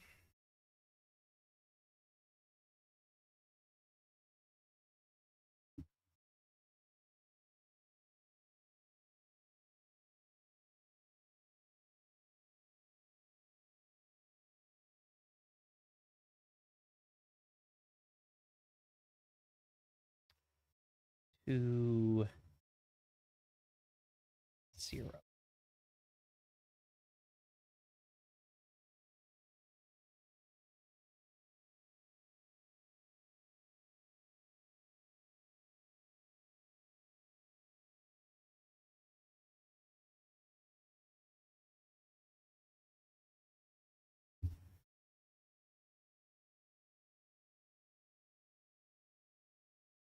Okay.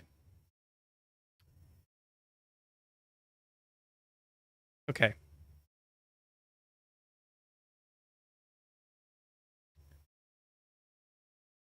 The do once is to prevent us from being able to like pull and push it multiple times. Because I only want them to pull it and do nothing else, like to have it not budge. So this is what will happen if it won't budge. However, since it's connected to the door, it doesn't matter if the lever's moving. If you keep activating it, it could keep opening and closing the doors. Since the doors have these values attached, it will check these first. And since these will be 1, these will be 1. Then it'll open the doors. Then it will set this to false, and it will set these values to 0, so that no matter what, if the player keeps activating it, like he keeps activating the lever, it's not going to like open and close the doors. That's how it should work. Okay, so we have to do this to one more lever, and this one isn't going to be as difficult.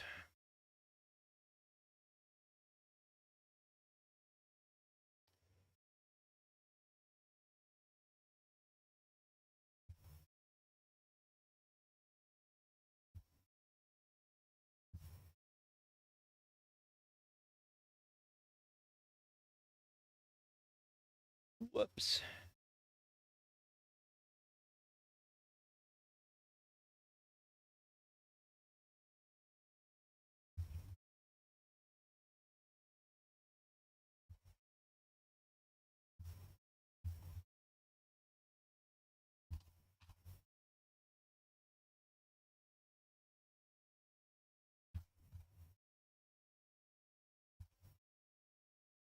Oh, else.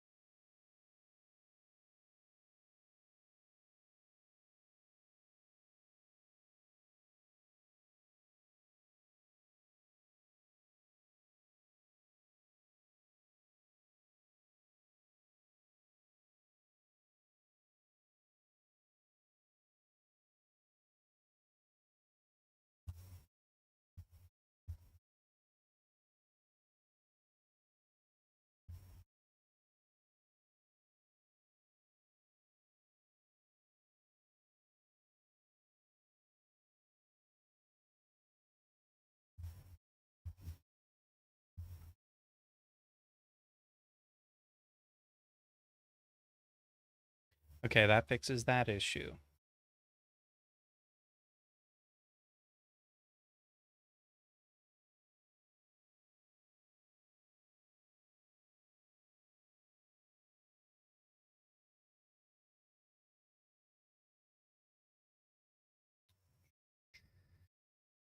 Okay.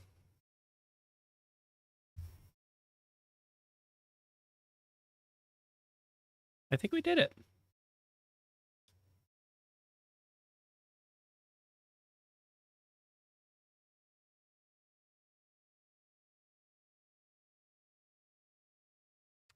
I think we did it. I think that's good.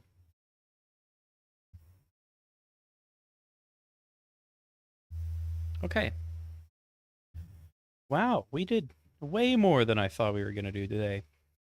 We have, well, okay, one last thing. One last thing. Actually, I want to move this guy closer.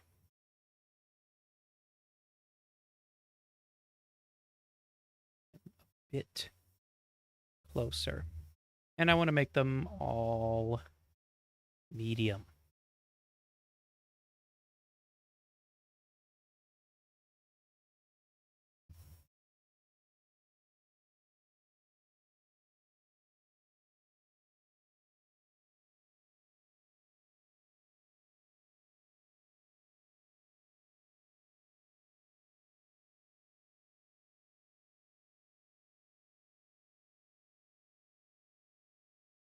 Yeah, for now. We'll see if they're still kind of too easy later.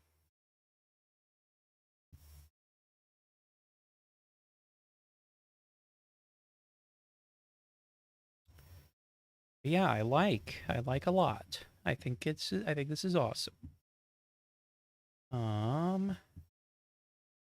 See, there is one last thing I forgot about.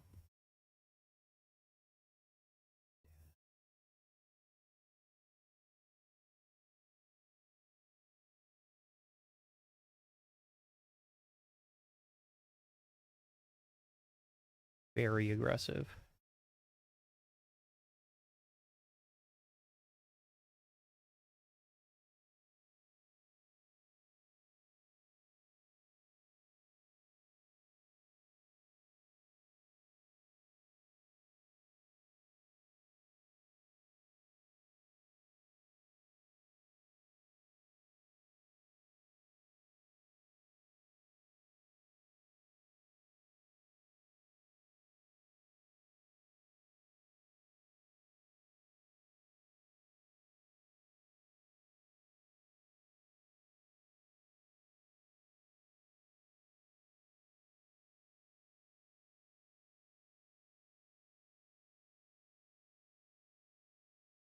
Very aggressive, foolhardy, angry.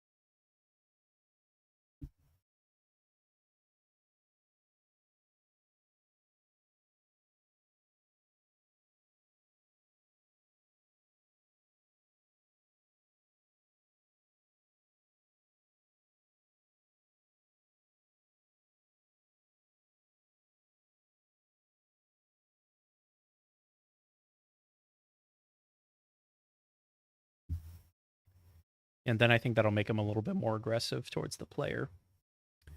Okay, I think I have everything I want for this room done. All of the respawning enemies, all of the lever activations, the trigger activations. This room, or like this maze area is good. It has all the levers. It has all the enemies how I want them. Got that activated.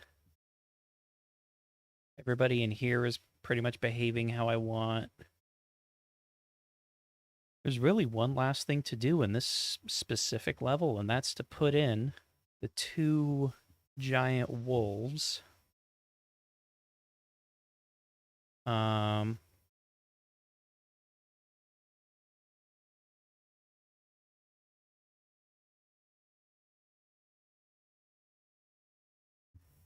Yeah, we'll put in the 2 giant wolves, and that should be it. And then obviously the totems. Give me 1 sec. Hello? What are you doing?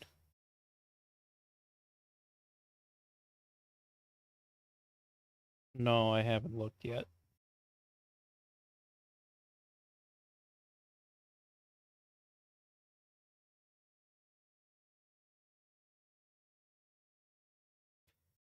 Okay.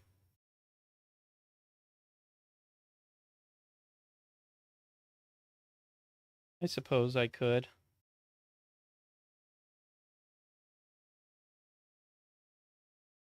Okay. I'll do it here in a few minutes. I'm almost done.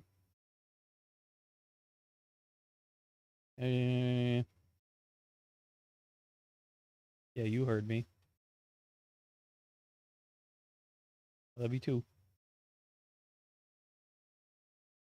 Okay, bye.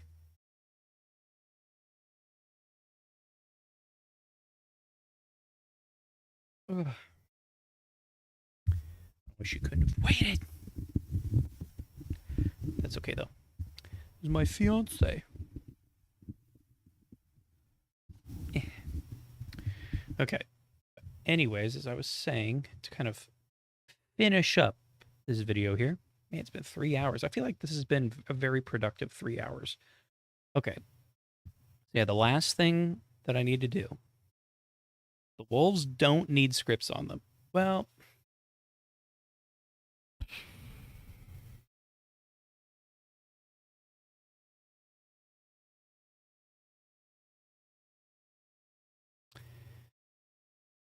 I'll probably put the master ambush script on them. Yeah, I'll probably do that. But they don't really need any other scripts. But the items that they have, one of them is going to have the Totem of Claw and the Totem of Fang, and these need scripting on them. Because they are activators.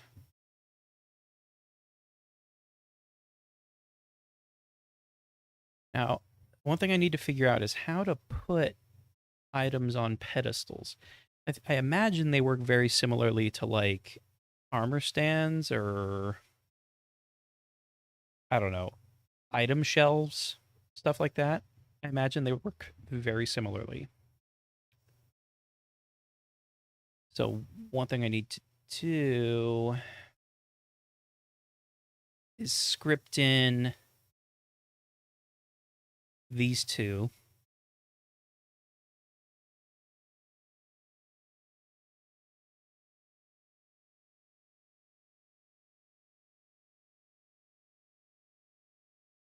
Okay. They both need a do once thing. So that you can only activate them one time. So if do once is true and you have the Totem of Claw, then you can activate this. Well, okay.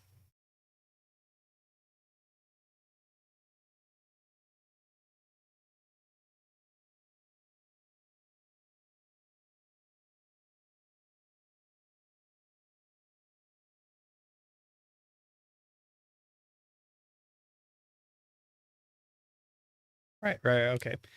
Then like and that's true. And if you have it, then it takes the totem out of your inventory and then it puts it right here. If not, well, okay, else if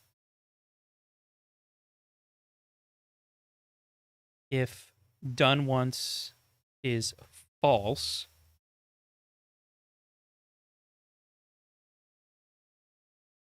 and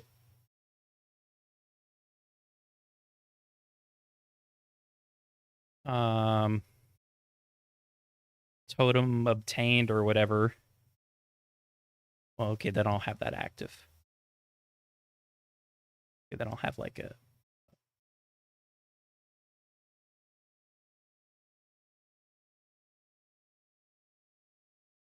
Then it'll activate a variable that called totem placed true.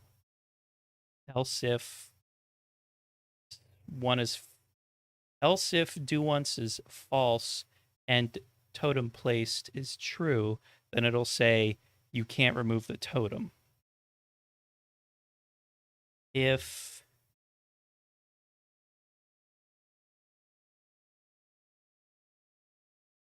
do once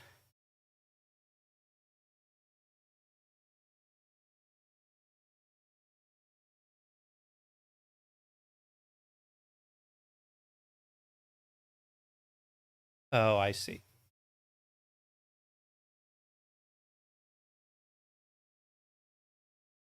Right. Okay. Guess I don't need that second part. Okay. So if do once is true and the totem is in your inventory is true, then it'll place the totem on the pedestal. It'll activate a global. Like it'll trigger a variable, set it to 1 for that, for the gate. It'll remove it from your inventory, obviously, place it there, and do once will be set to false. Then else if do once is false, then it'll say the totem cannot be removed. And then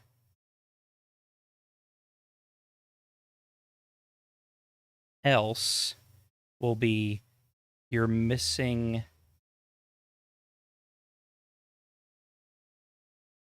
the required item. And that'll be for both sides. This will be like claw, like this will be like claw placed true, but it'll be a global, so 1, I guess. Claw placed 1, fang placed 1. Now, how I need this to work is this will open, but it needs to open on activation of either one of these. Doesn't matter which order. So this will be if claw placed equals 1 or fang placed equals 1. Then it'll open whenever you place the other one. So that means I also need to be like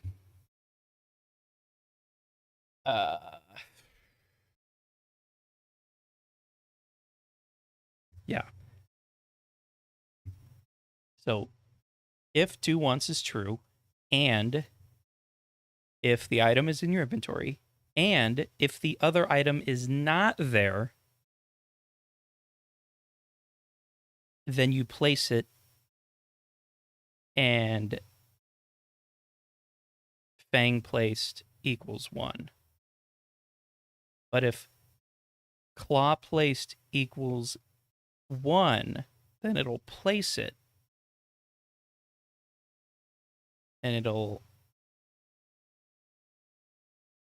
set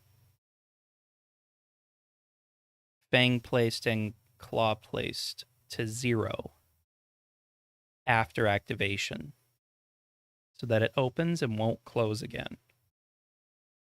Yeah, okay. So really what I need to figure out is how to, okay. I know there's some sort of function for getting like the number of items that you have in your inventory. You just need like item ID and stuff like that. It's like get item count, I think is what it is. And if like get item count is greater than 0,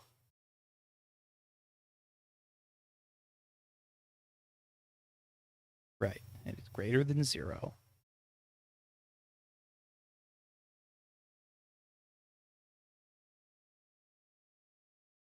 then that's the condition I'm looking for.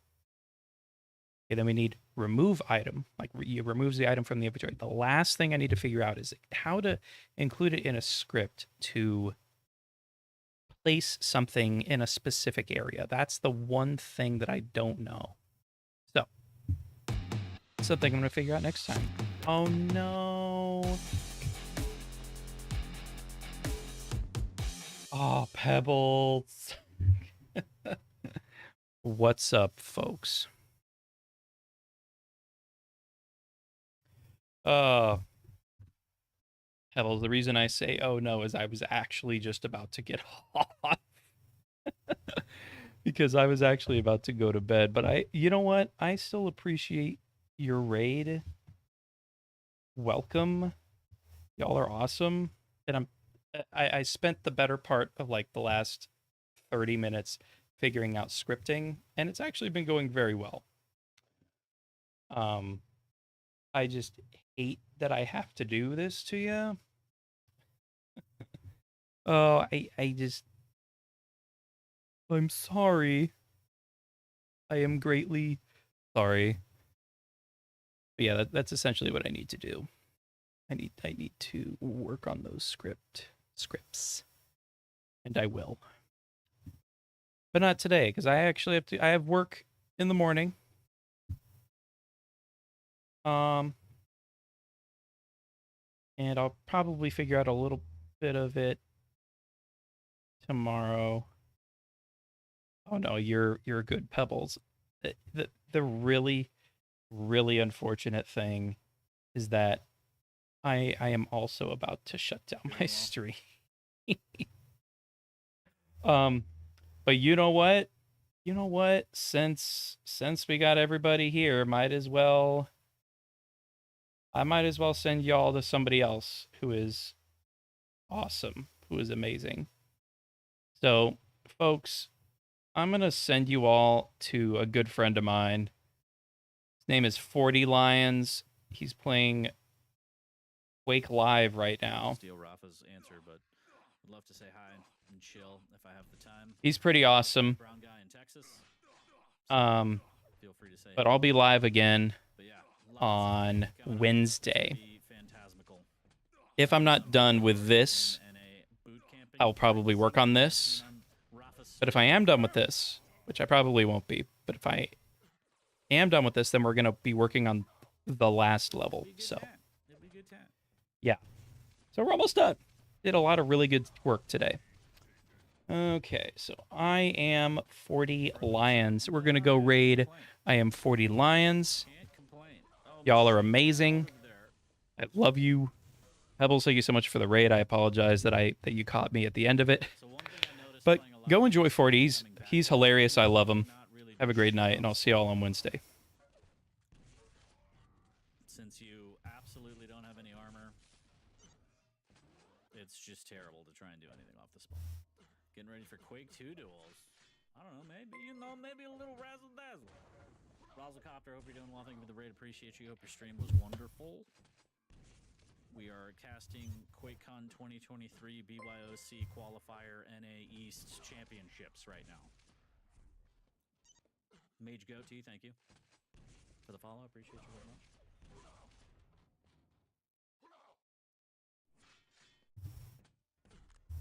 Fantastic. That's what I want to hear. This is Machine from CSGO. Wait, y'all are doing that in Quake Live? No, I'm just kidding. I made that all up. It's just a random pub game. I'm sorry. Did it sound official? I tried to make it sound ludicrous.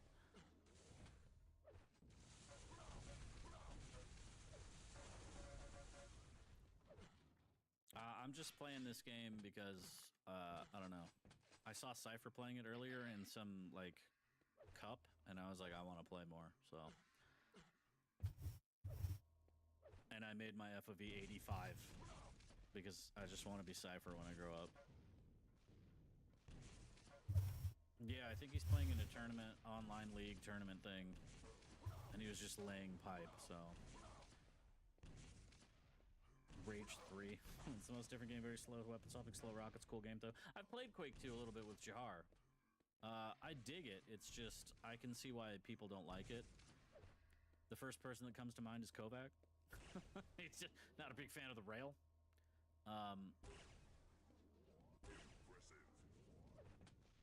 Yeah, Quick Lap feels great. But again, playing this and then playing QC, I can absolutely see why they made some of the changes they did in QC, because new players get into this game, and if you don't know what you're doing, you will get absolutely turned inside out. Ashbones34, thank you for the follow. Appreciate you. Hope you're doing well. Sygame used to play with like 78 FFV. Oh, really? You don't want to be rough, I'm telling. It's fine. He doesn't really like me because of the sour cream and cilantro thing anyway. We're in a tiff right now. No, I'm just kidding. Either or, they're both goats. That's pretty nuts. 78? 78. That's nutty. That's Nutter Butters.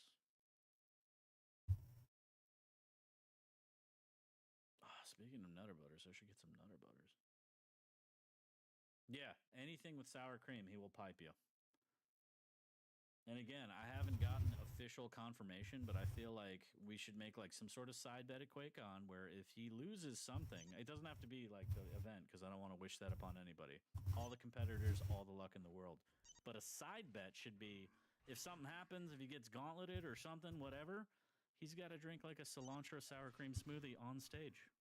He might violently vomit in front of the entire city of Dallas.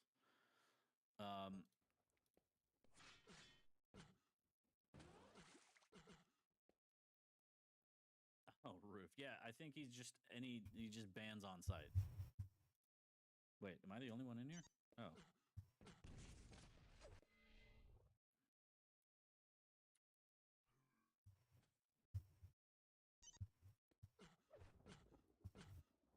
Yeah, it's not. I don't get the sour cream. I get the cilantro. Because cilantro, I think he has that gene where it tastes like soap. Like there's just something in his body that no good. Yeah, exactly, Wingman. Sour cream is like a nice girthy mayonnaise. How can you not?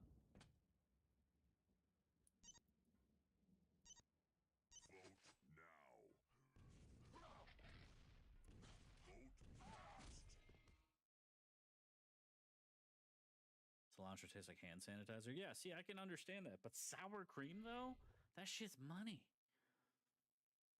There's no better feeling than just being up at 3:30 in the morning, ass naked on your couch, just spoon feeding yourself sour cream from the tub. Like, I don't know why he hates that. Oh my god, I'm gonna vomit. Prepare to fight. Just with a fucking ladle, just going to town, just pure sour cream in the veins. 2, 1, fight.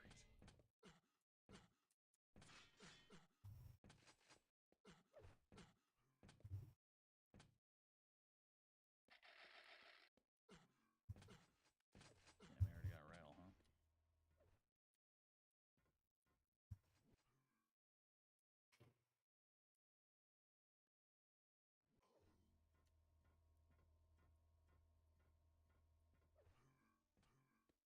Well, you just take the red, and we'll just deal with the situation.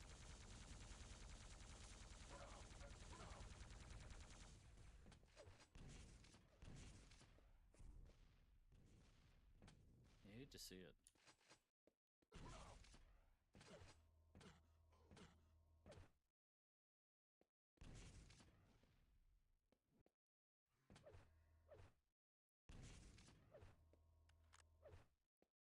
I don't trust it.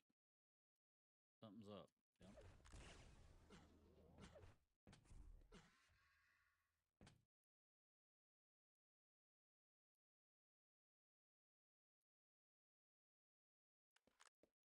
Please.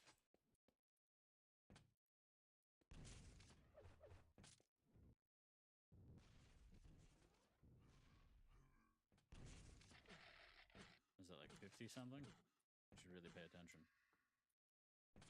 And this is 55. Rocket jump up? Do people do that in this game? Yeah?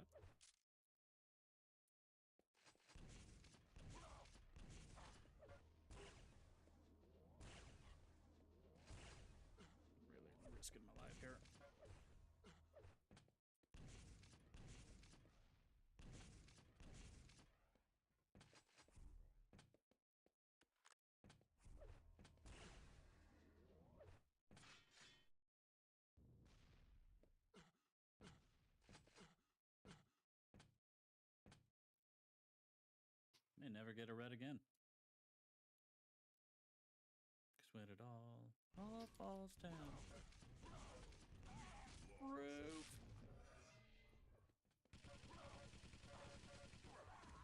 Roof. No, please.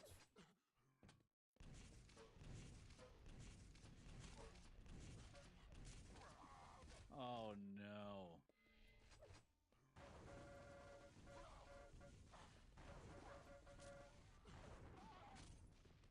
Very injured. Go for yellow.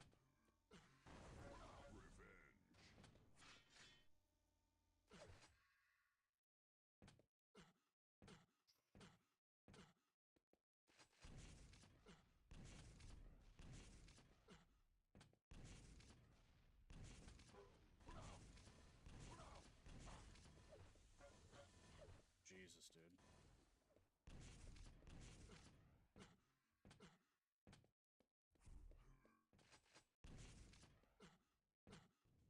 You can have it.